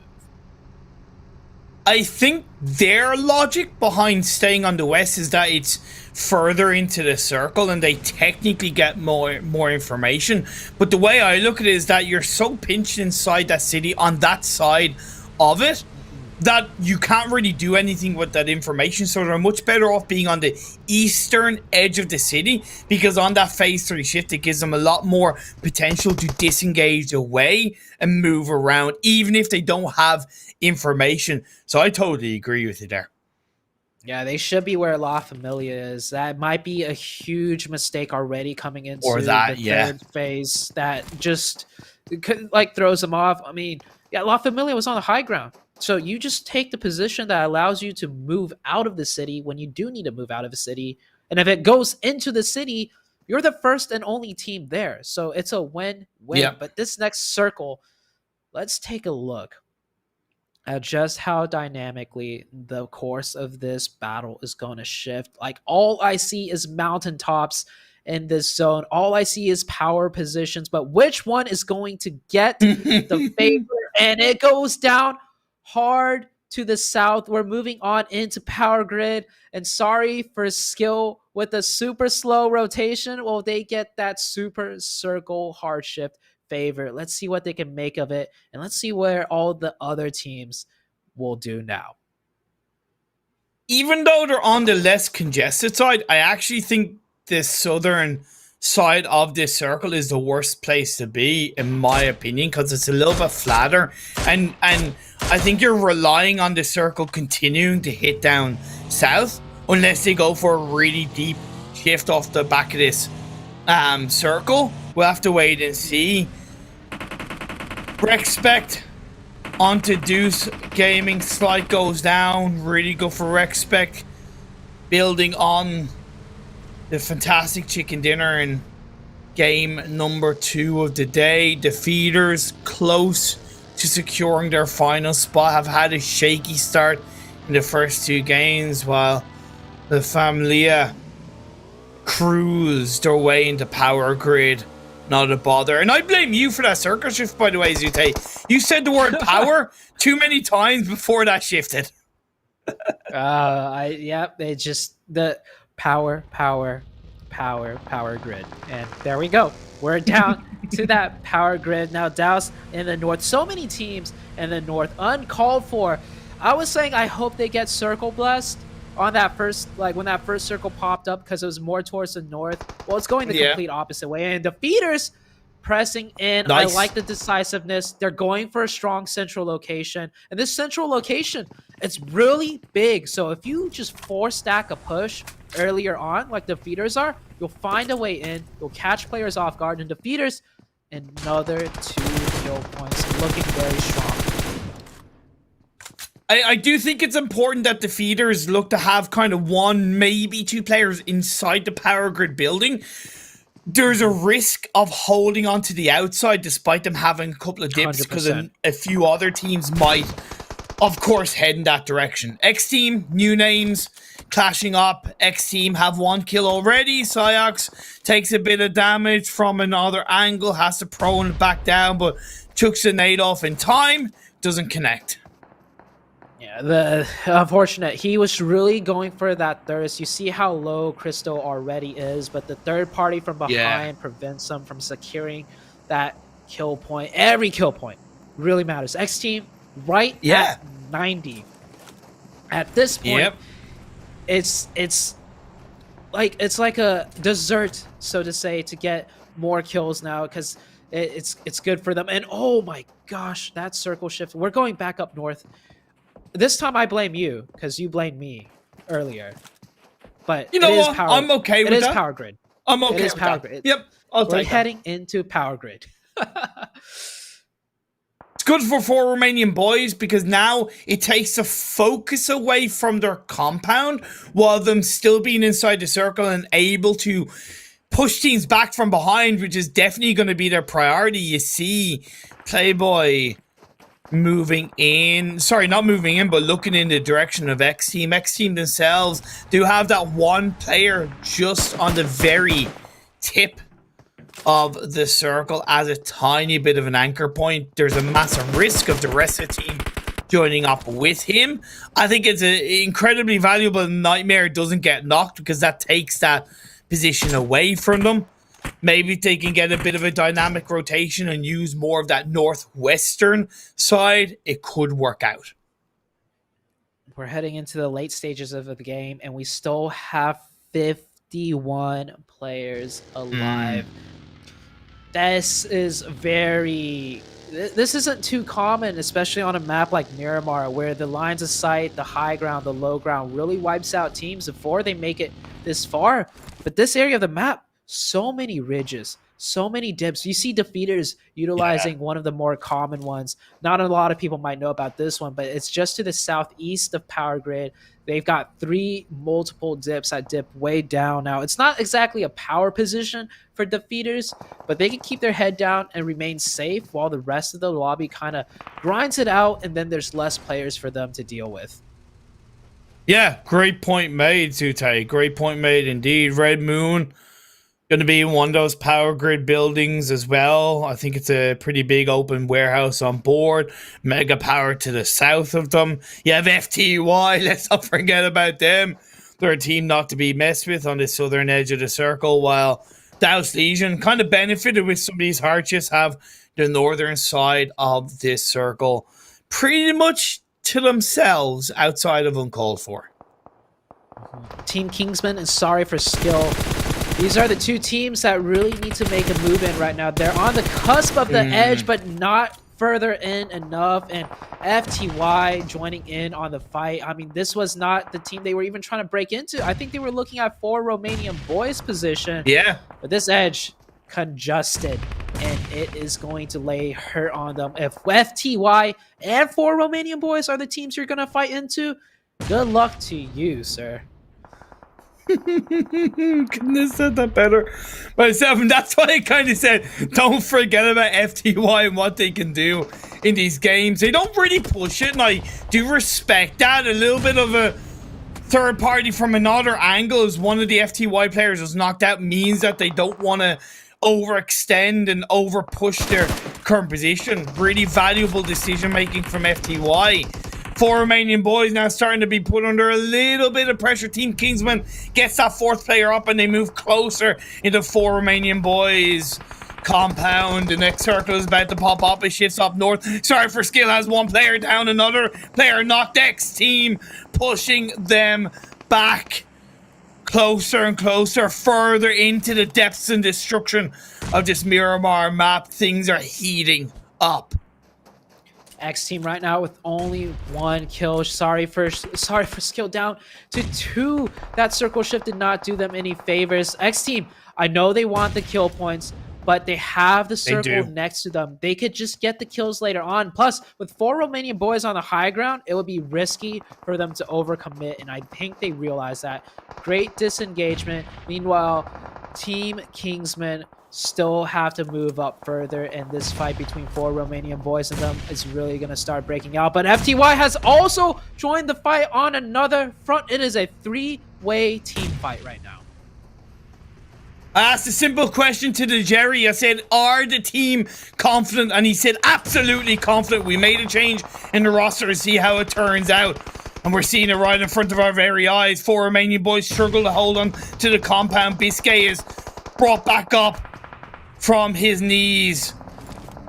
But it's not going to be easy for him. Picks up a juicy crate drop. 3 teams inside the vicinity on the edge of the circle. Twistus is knocked down. Notorious is knocked down as well. They tried to go for a dynamic rotation, but they go closer into the loving arms of XC while Bright shines a light onto the member of Team Kingsman, and they are down and out of this game in 13th. One of the biggest mistakes I see out of PMCO Imperium. When you have 4 players alive, utilize those 4 players. Take the fight. Don't go put yourselves in a bad position where it doesn't matter if you have 4 or 8 players. You just get wiped out. And 4 Romanian boys, they take advantage of that mistake. FTY trying to hold on right now. 1 player knocked. I like that FTY brought 4 players much closer together. I'd like if Biscay could stop getting knocked down to his knees. That would be really great. Nudge, nudge, wink, wink. Got to throw a little bit of shade in his direction. Humble him a little bit. Well, X team, credit to them. They've been proactive as well as moving to these circles. They've had a great balance on board, and it's been a deserved amount of kills for the time being. Uncalled for. Their game 3 ends not the way they wanted things to continue, but I'm still holding out hope for them. While Ray Redox bot, he gets knocked by Mega Power. The 2 big teams, FTY, 4 Romanian boys, committing to that team fight. FTY, this is what the Kingsmen should have done, but at least they went down fighting, and at least they secured themselves 1 kill point. The Kingsmen should have done the same, but 4 Romanian boys come out on top. And we're down to the last couple teams, and Rex is still alive in the center of the circle with just 1 player. I think he's in a little bit of a dip, keeping his head down low. It's either a dip or a tiny little shack. I'm not exactly sure. We'll have to hopefully get a bit of perspective. 4 Romanian boys who took down the Giants FTY. That's 1-0 to Romania against the Balkans team are getting hurt on the outside of the circle. 3 seconds until the blue zone starts closing in. I don't know if it was worth going for the revive on the Bright, but he pulls it off in time. They're on the faster side of the blue zone shifting in. The edge of power grid being controlled by Mega Power wonderfully. Already 8 kills for this team. Defeaters still in the game just as well on the east side with 3 players. These points will become so crucial to them. Red Moon, if they got the util, they could really nade out this Mega Power team. All of Mega Power pretty much stuck in one spot, but they got a lot of crates to use for cover. The grenades are going to be just ricocheting off them and keeping them safe. Mega Power, by the way, up to 9 kills already. Red Moon in the zone? Yes, in the zone, but not in the greatest of positions. The feeder is more so dealing with the Familia for the time being. One of their players is knocked. Don't know if that revive is going to be pulled out. Red Moon looking for an opportunity to third party. Ed looking in the direction as Alicio has confirmed up that revive will not be played out. We see Douse Legion on the X team. Another confirmation on board. Douse Legion finally able to wake up in their final day of PMCO EU Group Stage. Elon trying to hang around the electricity of this power grid, seeing if it can run through his veins to keep himself alive, but he's pinched with just the blue zone closing in on this phase 6. A matter of time before he has to move out. Pre-nade be thrown out, and that's going to be Evil Boy along with his teammate. Wasted gets the better of him, and Red Moon, they push in, they take down Mega Power on the other side. They had the crates for cover, but I bet you at least 1 or 2 of those util found the mark, and Red Moon with aggressive push takes it over. X team, one of the teams we want to focus on along with Respect. The X team just down to 1. They get that circle shift though. That player might be able to lay low and secure themselves some more placement points. Respect also down to 1. I don't know if he's in circle. It might be on the very edge. But we're down to these 4 teams, and Douse with 10 points right now and 4 players alive. Yeah, big time. This is their game to lose in my eyes. Respect Pappy.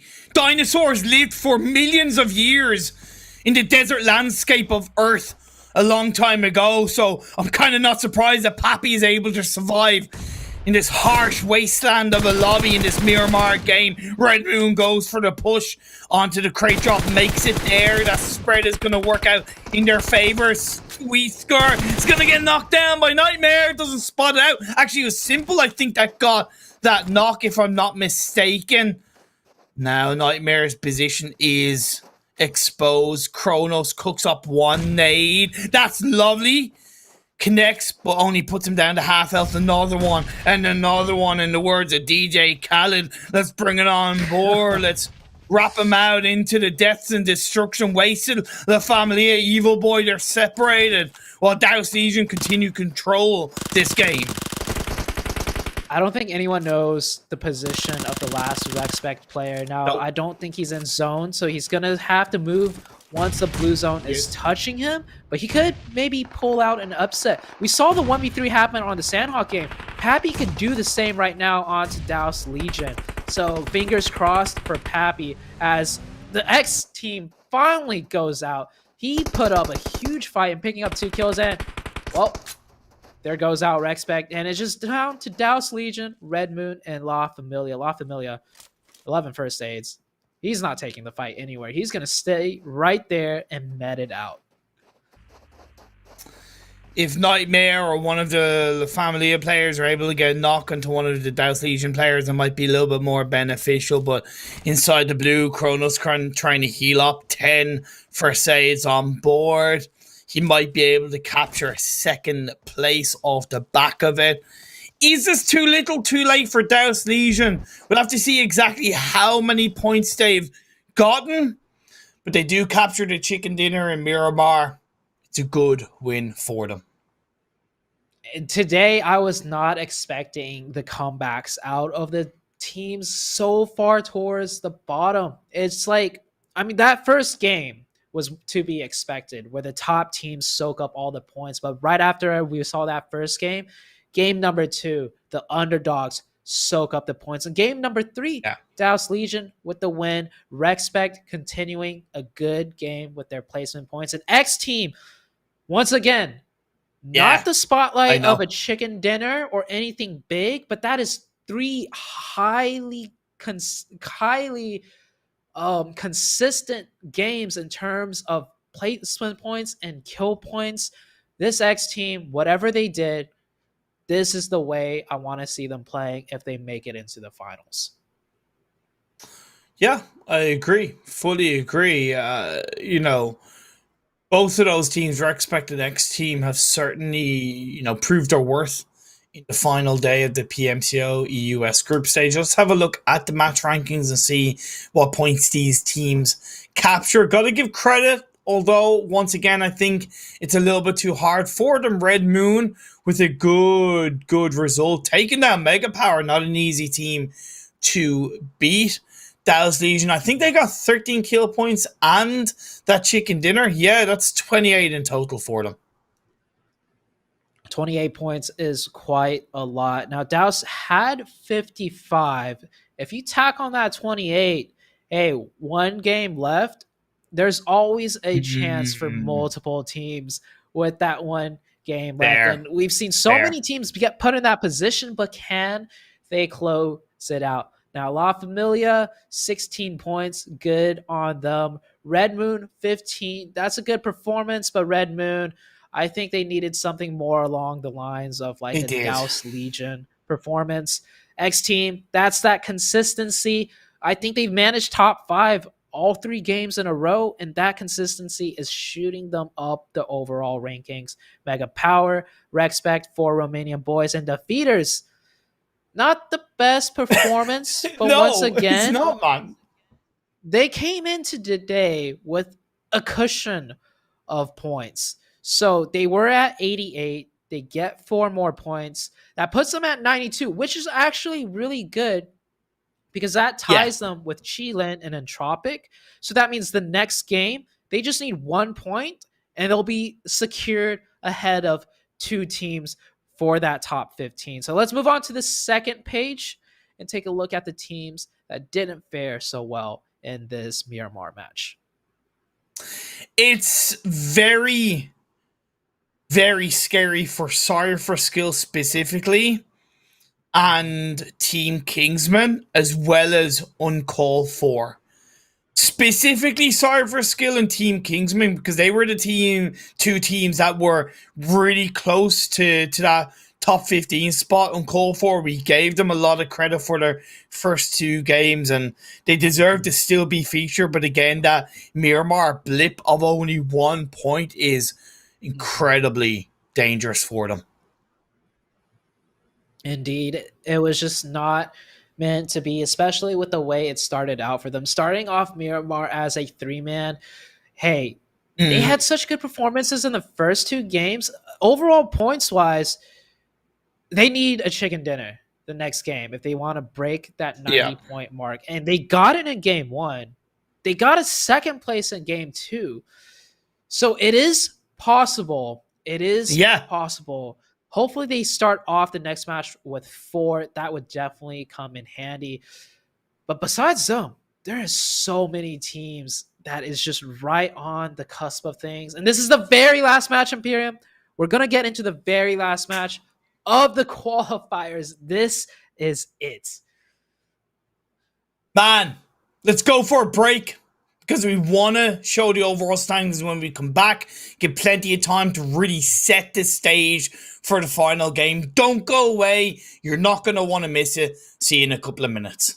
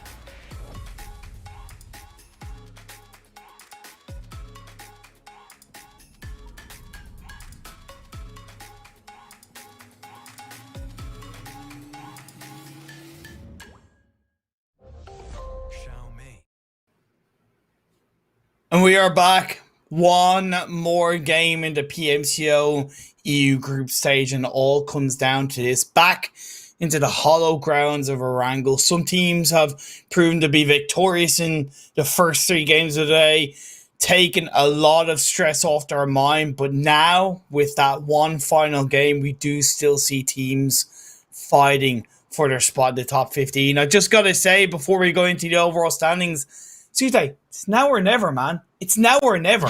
This is it. Let's head into the overall standings to see where these teams lie. Okay, we have the overall standings and a new face on the front page is X Team. That consistency has shot them above Chilin. So congrats to X Team. I would say they are comfortably into the finals. So you got one game left.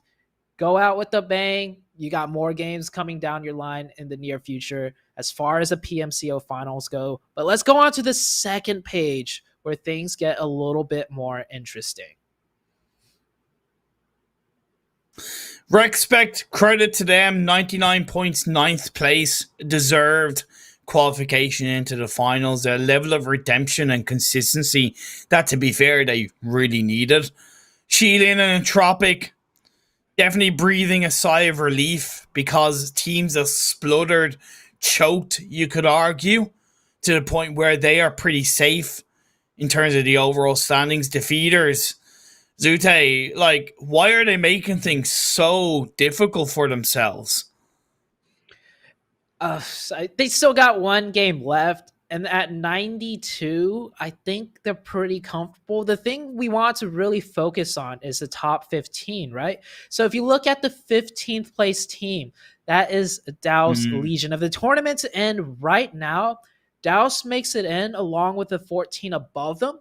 So depending on this last game, if Douse gets 7 points, that basically means the cutoff is exactly 90. Because unless fair. if another team outside of Douse gets more than 90, with Douse also hitting that 90, no one really gets kicked out of 13th and 14th. So unless if two of the teams, both simultaneously, like Douse and the team, we don't see it on the screen, they're on the third page, but if another team outside of Douse, like Sorry for Skill, if they both have standout games that shoot them above 90, then the cutoff will be, a bit lower. It is getting really close. And points aside, calculations aside, it just depends on the performance on the last match. Let's move over to the third page. Talk about those teams that you kind of mentioned. Quattro Fakers, of course, aren't playing today. Sorry for Skill, Red Moon, Team Kingsman, and Uncalled For.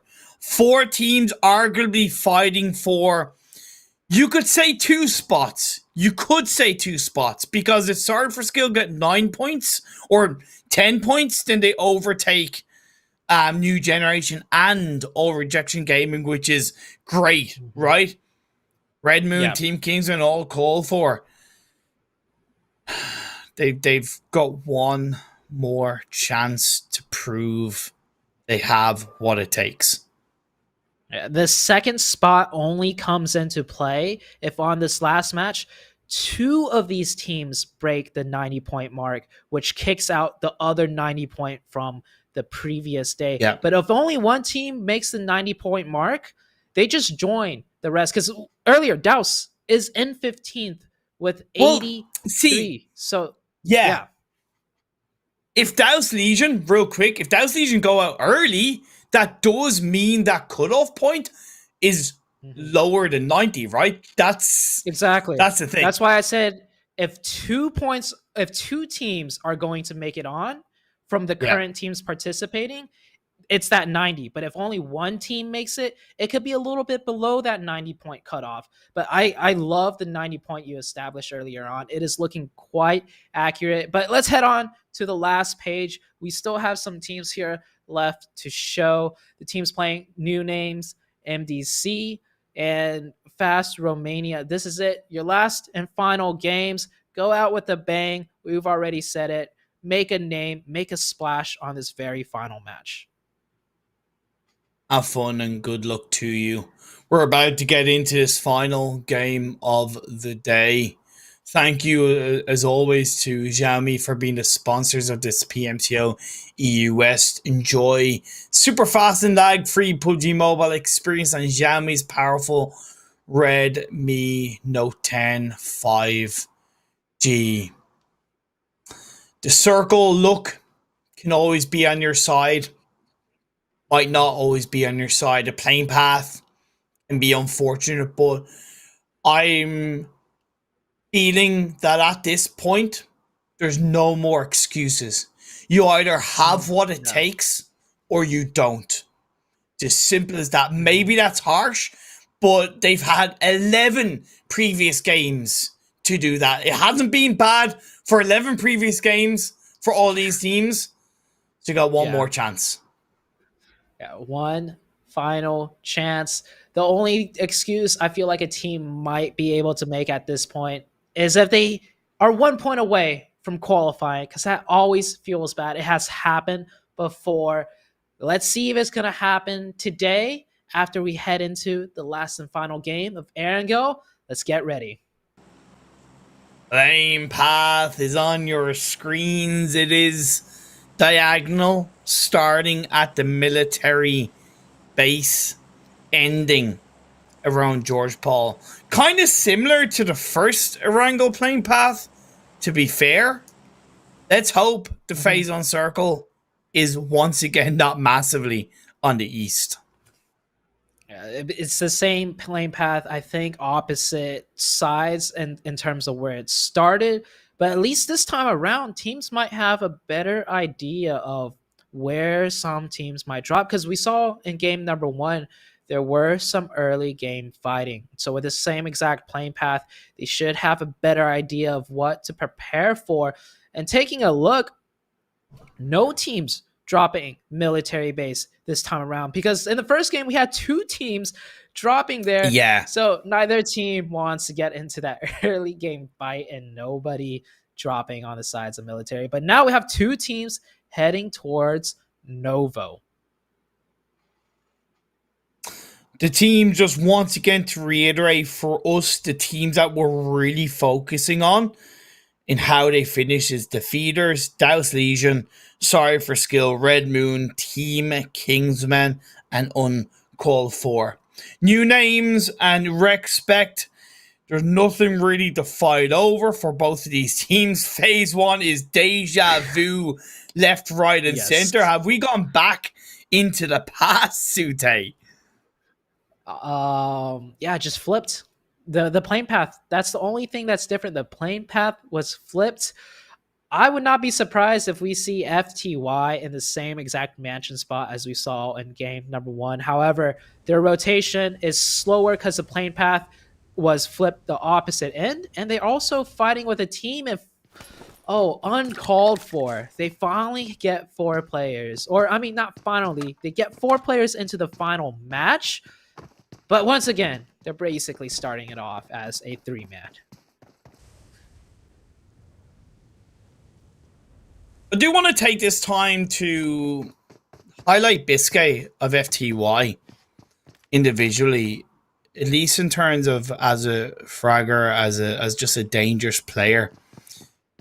The highest kill leader coming into his final day was Mazzaro, a player that has certainly proved his worth and proved himself countless times as a dangerous player with 33 kills, an average of 2.75 kills per game. Biscay on 25 kills in only 6 games. That leaves him coming in today with an average of 4 kills per game. I said at day 1 that Biscay could end PMCO as MVP as top fragger. I'm going to kind of give myself a pat on the back to the point where I think it's pretty much kind of proven, or at least it's lived up to that.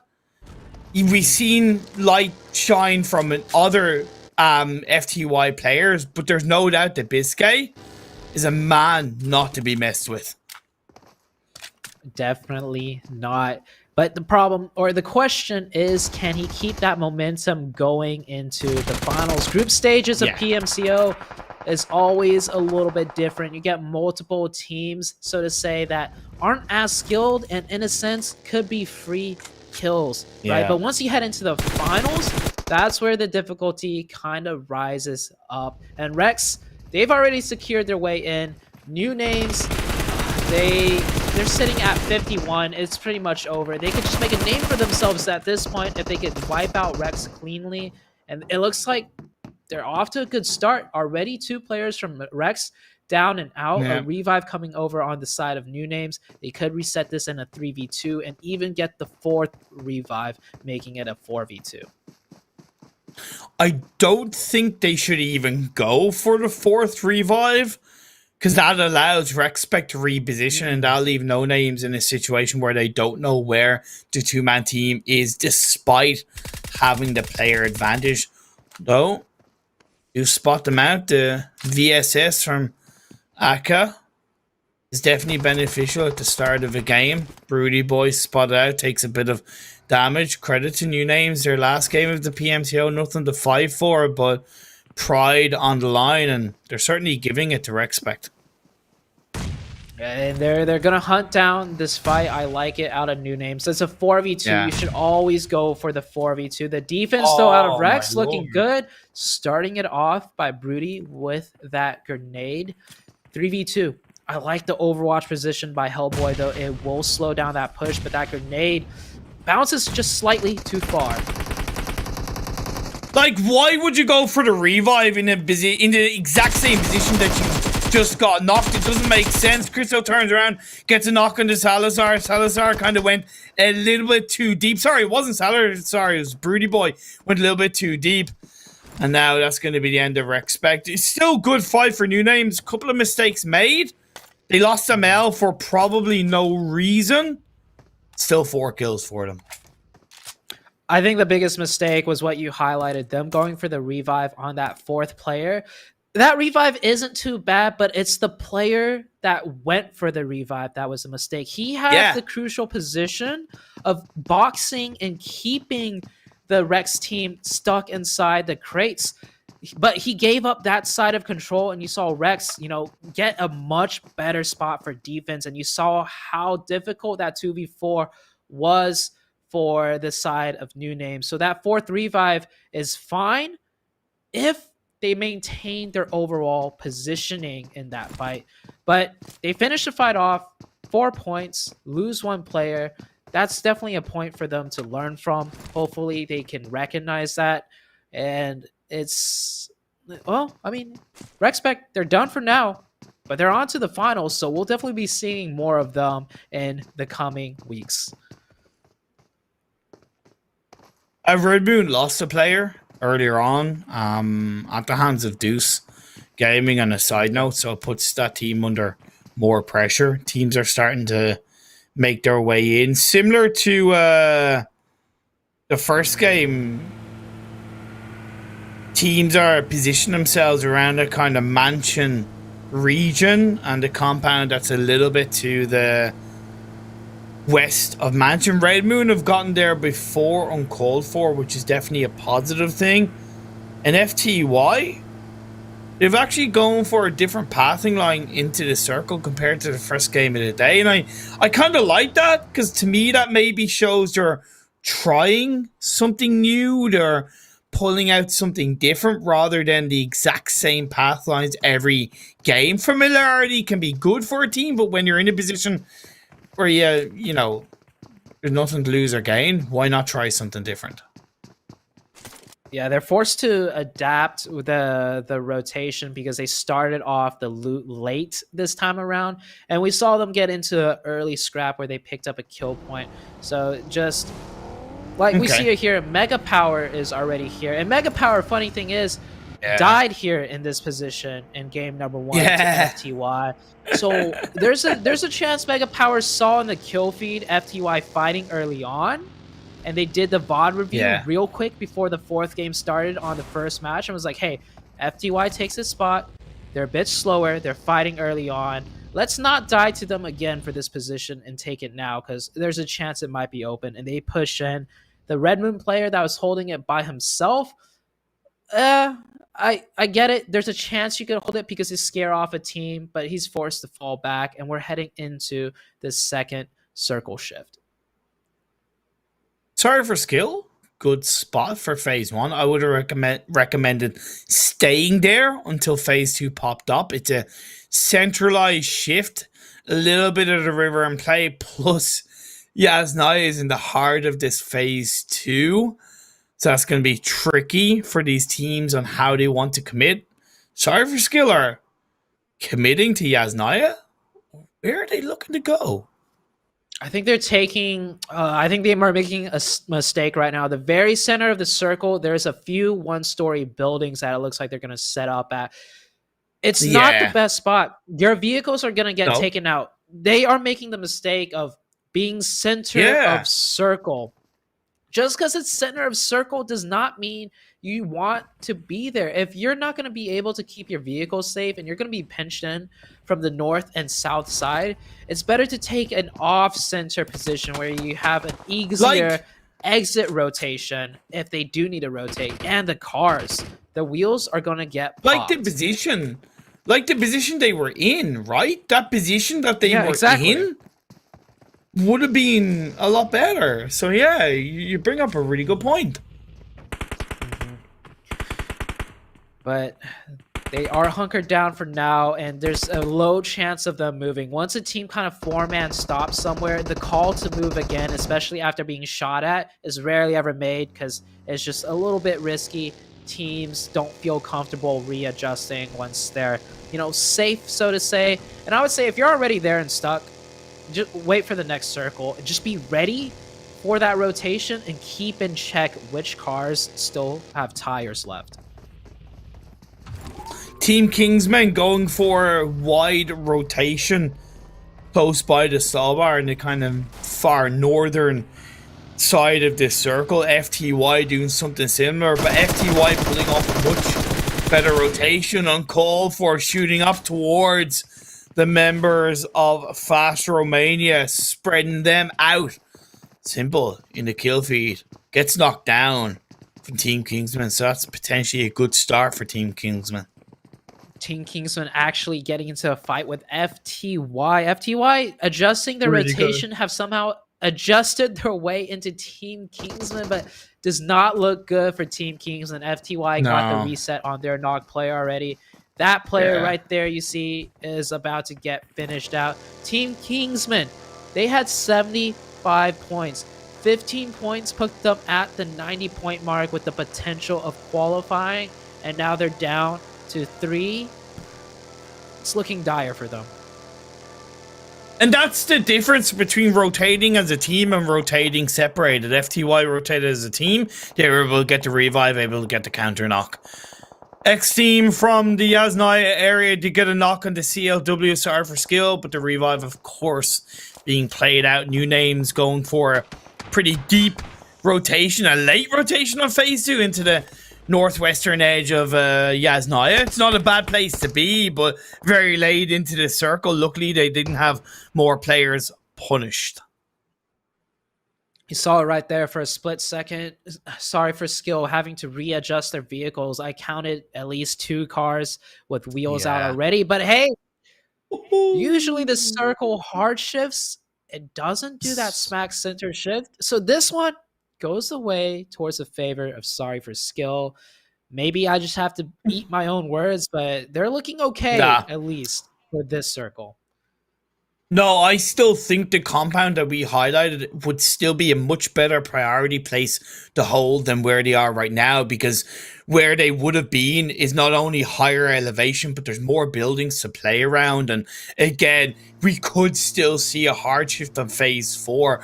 You're not eating your words just yet, but I recognize that the potential is there. Team Kingsman adjusting and finally joining up as a 3-man team to enter into this phase 3 on the western edge by the riverside. Douse Legion taking their time. FTY coming in on the north, and the Feeders, a team that has stuttered their way through these first 3 games, still outside the circle. Defeaters, they are not in the zone yet, but I would say they're pretty much into the finals. Red Moon, one of the teams not yet into the finals, making a brash rotation into the city of Yas, and this 2-2 split by X Team. Okay, X Team really showed up on the last day. I can't recall how they did in their first 2 set of games, but this split, their consistency, their performance, it's looking like a completely different team. Well, X Team had a good start. They got 42 points in their first 4 games, but then their second set of games, they only got 26 points. That's what put them in the compromising position, was their second set of games. But yeah, you're dead right. I think this day's performances have been way better than the first set of games. FTY and Defeaters getting into a fight right now. Close range. You see the util coming out. Biscay goes down. I know you're talking about Biscay being MVP, but he could not pull off that one. Nox now up to defend and Defeaters. 1 by 1, just pressing it down the line.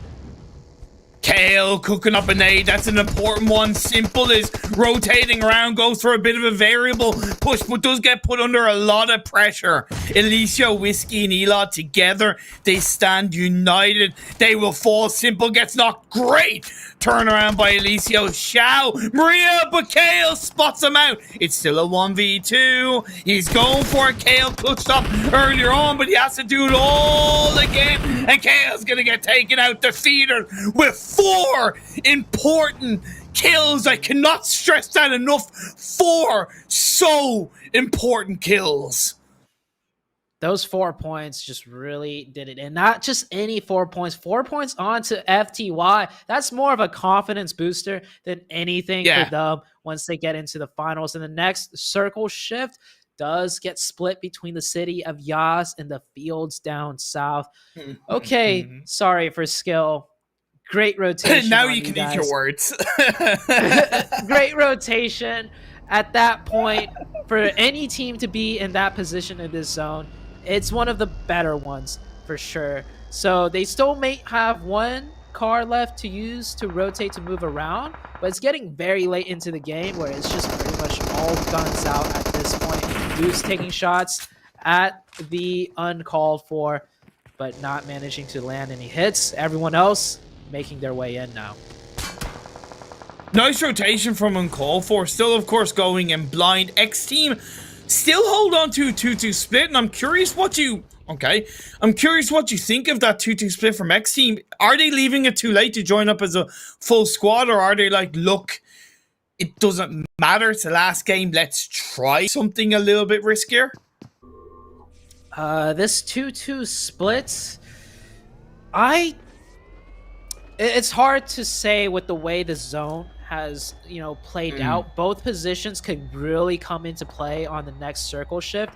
The key thing is, if a team crashes them, do they have an exit strategy ready to rejoin the other two? Whether it's crashed on the east side or crashed on the west side. That's a big question. And they did get crashed on the prison side of things. They did get a knock onto La Familia. It looks like they're going to continue to hold the 2-2. We'll just have to wait and see in the next few moments how it plays out for the X Team.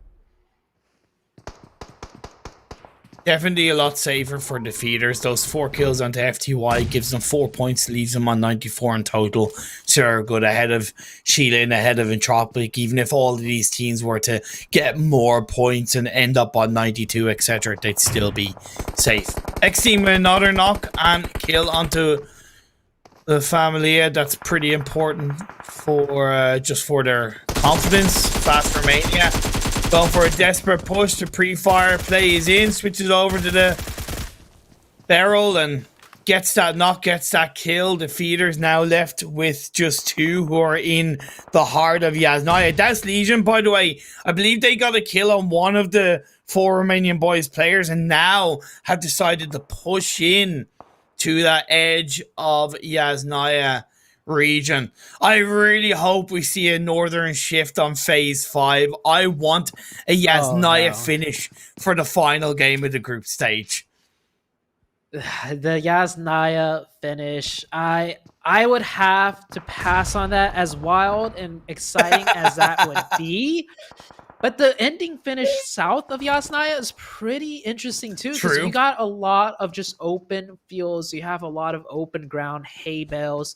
Those can make for some interesting ends Yeah. as well. But we're gonna get that circle shift. We're gonna get one or the other. That's the great part. The circle, unless if it centers up again, but we'll take a True. look any second now. And Does. hey, I think we get both of what we want. Some of Yaz end, some of the fields on the south end. I know, sorry for skill. They're feeling happy about that, but with so much of the city in still, that leaves a lot of teams left alive towards the late game. No, Team Kingsman, I know I'm all for like reacting to the circle shift, but you've come in late to the circle, you're going in blind. I don't mind that it's as a full squad, but I really worry about that. So far in the kill feed, nothing has been punished for Romanian boys. Then of course look to wrap around the southern edge of the circle. Dynamic, it's what they do. Really confident play.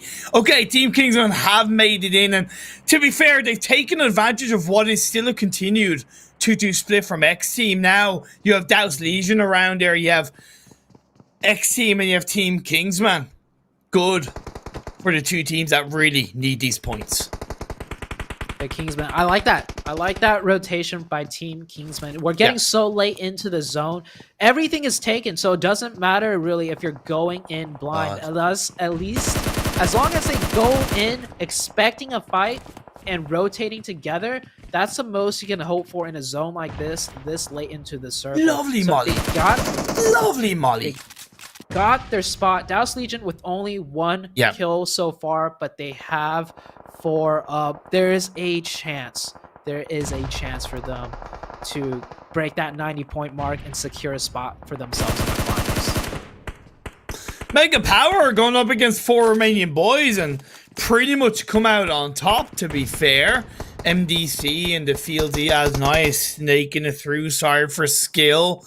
Still on the southern edge. A cluster of teams inside these Yasnaya buildings is wild. It's like, as you say, a colorful rainbow.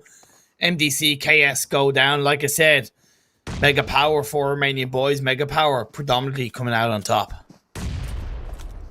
For Romanian boys, they did the wrap around for Mega Power's position. I'm not all too surprised. 2 of the strongest teams have decided to control this fight, because if you take a look at it, there's a way to fight in. There's a way to take out the team in front of you. And for Romanian boys, yeah, great bait.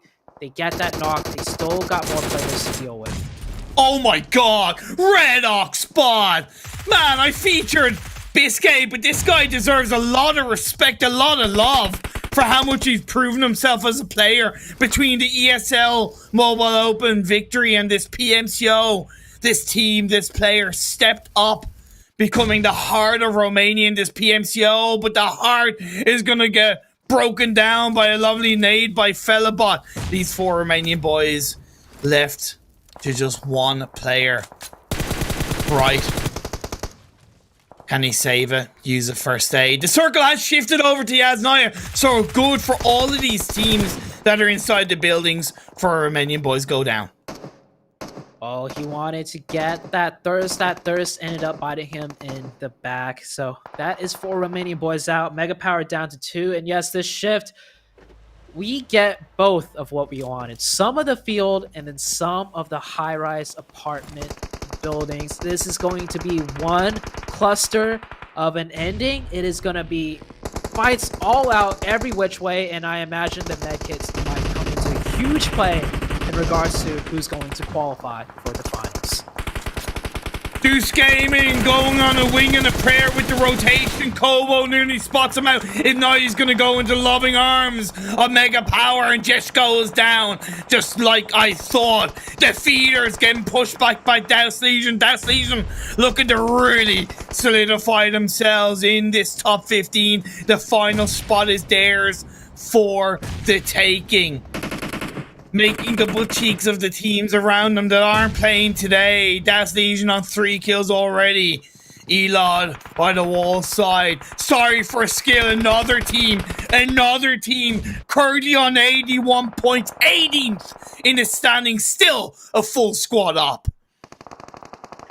Oh man, Imperium, my butt is clenching or starting to clench right now in anticipation of what a phenomenal final last game we're about to see. So many teams that have a chance in for that 15th place spot, for that 15th place qualification is still alive. Douse, the Kingsmans, and sorry for skill, all alive. It could go either way. The next circle is really going to determine which side is favored. Will sorry for skill get that circle blessed on the southwest, or are we going to see it in the buildings of Dasnaya? Uncalled for go down. Their PMCO journey ends. Started on the massively high note. They had a big giant mountain to climb, and it only hits a certain point. Mega Power is still alive. Sorry for skill. That full squad power is so good, and they even have two players a little bit more forward. I would argue they're not really protecting too much of the Yasnaya buildings, to be fair, but with this next circle shift going down south, they are the only team with any real solid circle position.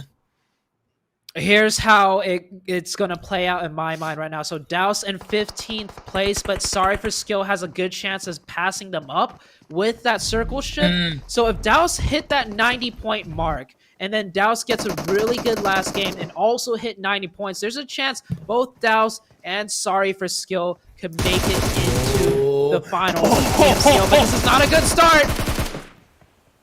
Oh, so close, yet so far. Nearly got the second knock, nearly got the third, but we turn our attention to Team Kingsman. 75 points in 20th place coming into this final game. They lost a player, Notorious.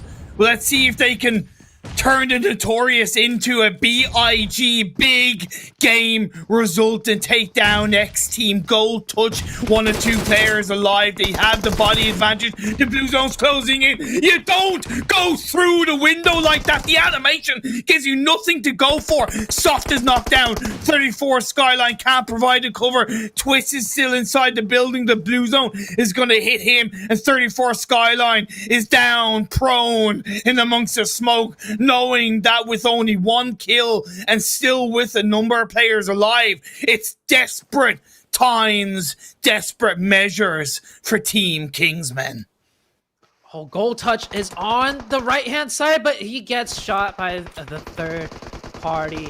Team Kingsman down to two players, but one of them is just healing in the blue. gosh. I don't agree with that. They need more points. They should both be out fighting. Oh, he stands up. Maybe he hasn't spotted Douse Legion in front of him. That noise would have been made by the third party. I believe Skyline gets Sava. Team Kingsmans are doing it. 3 teams left. We're down to our final 8 players. Mega Power are fine. They're secured. It doesn't matter. But sorry for skill and Team Kingsman. Are they going to make their play? Are they going to book their spot in the PMCO Finals? This is so close. Mega Power putting the hurt on the sorry for skill. They may not be across the road, but those nades, they do them damage. They put the work in. Sorry for skill, just one player left up. Team Kingsman, he steps up.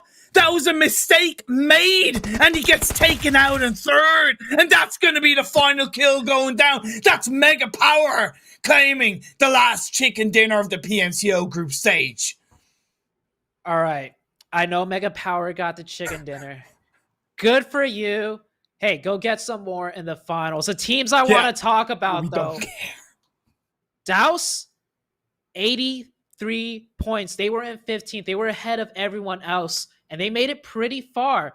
Team Kingsman, they got third place with quite a few kill points. They're also one of the teams you want to focus on. Are they qualifying? And then there's the third team. Sorry for skill. That's another team. Second place finish with a few kill points here and there. 3 teams. We were talking about there's a chance for 2 of them to qualify. If 2 of them break that 90 points, I think we might have a third team also breaking that 90 points. I mean, it's just, this is it. This is the last game. Everything is said and done. The points are being tallied right now. Imperium, what a way to finish the final game of the PMCO Group Stage qualifiers for the finals. I love the fact that you were like, I would like a field finish. I'd like a Yasnaya City finish. We got the best of both worlds. Split down the middle. Gotta love it. Let's take it to the overall standings. I know my glasses are off, but I can still see clearly now that the reign of the PMCO Group Stage is upon us. Of course, the top 8 are fine. We can give a little bit of plaudits and power to Mega Power. They ended the group stage on top of 4 chicken dinners, 1/3 of their games with chicken dinners. That is big respect to them. I love seeing in the PMCO group stage the team that takes the most commonly contested drop spot, the center of the map, is also the first place team overall. So they are utilizing that spot to the full potential. Congrats to Mega Power. This is only group stage, though. You're going to want that same number 1 spot for the finals. And before we head to the second page, Imperium, I know we can see the points ourselves if we bring it up on the Discord, but I personally have not seen the second page to see who's... You haven't either? That is perfect. No, I haven't. Both our reactions, along with the viewers, we're all about to see it for the very first time. Imperium, are you ready? I'm ready, baby. I was born ready. All right, let's flip it over to the second page. Drummel and leaves us waiting. Oh man, sorry for skill. That result was enough. The feeders, they got 97 points. That was enough. Douse Legion 93. That was enough. But what did we say? We said at the start of the day, you said you were pretty sure that it was going to come down to a tiebreaker. Mm-hmm. I said that the chicken dinners count. And all Rejection Gaming, they are the 15th team to book their spot in the PMCO Finals. 90 points, the cutoff point that we said. But that juicy, sweet, succulent, smexy chicken dinner that they got during the group stage has given them what they needed. Everything came into fruition. It was the 90-point cutoff we predicted. It was the tiebreaker we predicted. It was that one chicken dinner that separated all Rejection Gaming from New Generation. And this is the top 15. New Generation, I'm sorry, you guys came so close. Just 1 point difference. You guys would have made it in. And Sheelan and Entropic, I know you guys are watching. I know you guys kind of had, your butts clenched just as well. 92 points. Hey, congrats. Man. That cushion worked out for you guys. Like, I can only imagine the sigh of relief that's on the face of Sans right now, genuinely in the whole of Entropic. Like, he was chatting quite a bit in the Discord group today and just kind of going, please, let us get in kind of thing. And they've got the job done. It was a little bit of a splutter, but credit where it's due. They've made it through to the finals. Of course, we have to move on to page 3 and go from there's one more team, though. Highs. Okay. Yeah. Okay. There's one more team that I want to see what happened because the Kingsmen or Team Kingsmen, right? They were one of the teams looking to break that 90 point, and they did so well. I would be just I wouldn't be too shocked, to be honest, but I would feel so bad. I'm predicting they came in at 89 points. I think that's how close that 90 point cutoff was. So let's take a look. Oh my. 89 points. Yeah. 89 points. If it makes them feel any better, is if, hey, even if you got that 1 point with no chicken dinner, you still would not have made it past all rejection gaming. So that's the only silver lining I got for you boys. But hey, you guys went out with a bang.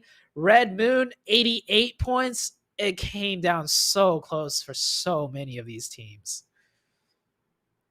But to kind of counter what you said about that 1 point thing, if Mm-hmm. last player of Team Kingsman hadn't have stood up and made some noise towards Sorry for Skill, the focus had been laid out onto Sorry for Skill for Mega Power, Mm-hmm. putting Team Kingsman in second. That would have been enough to put them into the top 15. Fact. And I know that's heartbreaking, and I'm sorry, but that, we have to say that. It's cliche, it's stereotypical, it's being said till, I'm blue in the face. It will always come down to every single point, every single kill, every single placement counting. Mm-hmm. In Team Kingsman, they couldn't take advantage of that.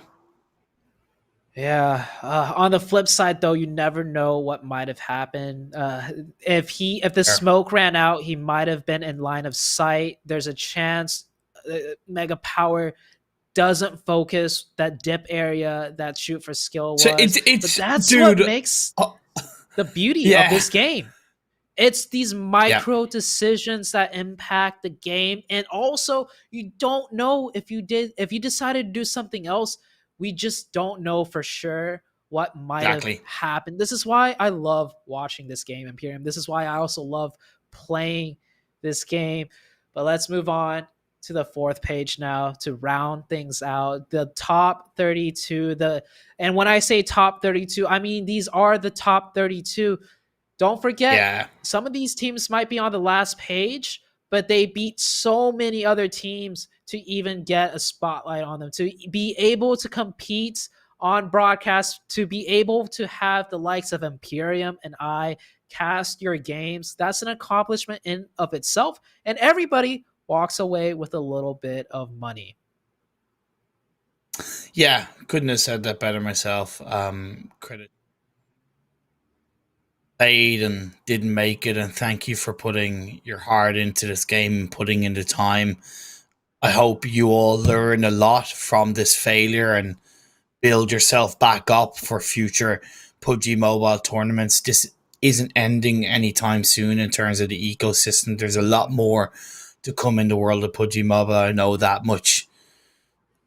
Man, what a way to end the group stage, coming down to the final game. The teams grabbing the points that they needed. Sorry for Skill. That position that you said was a little bit dicey in phase 2 proved to be worthwhile for them. Dallas Legion pulling out a good game to end the day in the buildings of Yasnaya and Team Kingsmen. Just falling by the wayside by a minuscule point. Look, Zute, it's been a blast for the group stage. It's been amazing to watch all these teams evolve, grow, and prove themselves. But let's be honest, this is only one step of the journey. Yes. It's only just beginning. We've got the finals next week. You add in a juicy invited finalist team of Scrim Farm into the mix. You got 4 more days of action, 16 more games, and PMPL slots available. Yeah, okay, Mega Power might have finished first in the group stage, but can they repeat that success in the finals? It's hard to say. One thing for sure, though, the finals games is going to be at the highest of levels. We've officially weeded out the weaker teams, and maybe some teams, they're not necessarily weaker. This run for them, they just didn't quite make it. Teams like, the Kingsmen, I feel like there's a world where if they had one small difference in one small game, they're in. So don't give up for those. But the top 15, we have the cream of the crop, so to say, out of the 32 next week. We're going to get to see them fight back to back to back to back. No more alternating groups. It's just these guys for 4 days in a row. We get to see FTY, the Noisy Boys, Mega Power, 4 Romanian boys. Every match, every game, that is definitely going to be fun to see.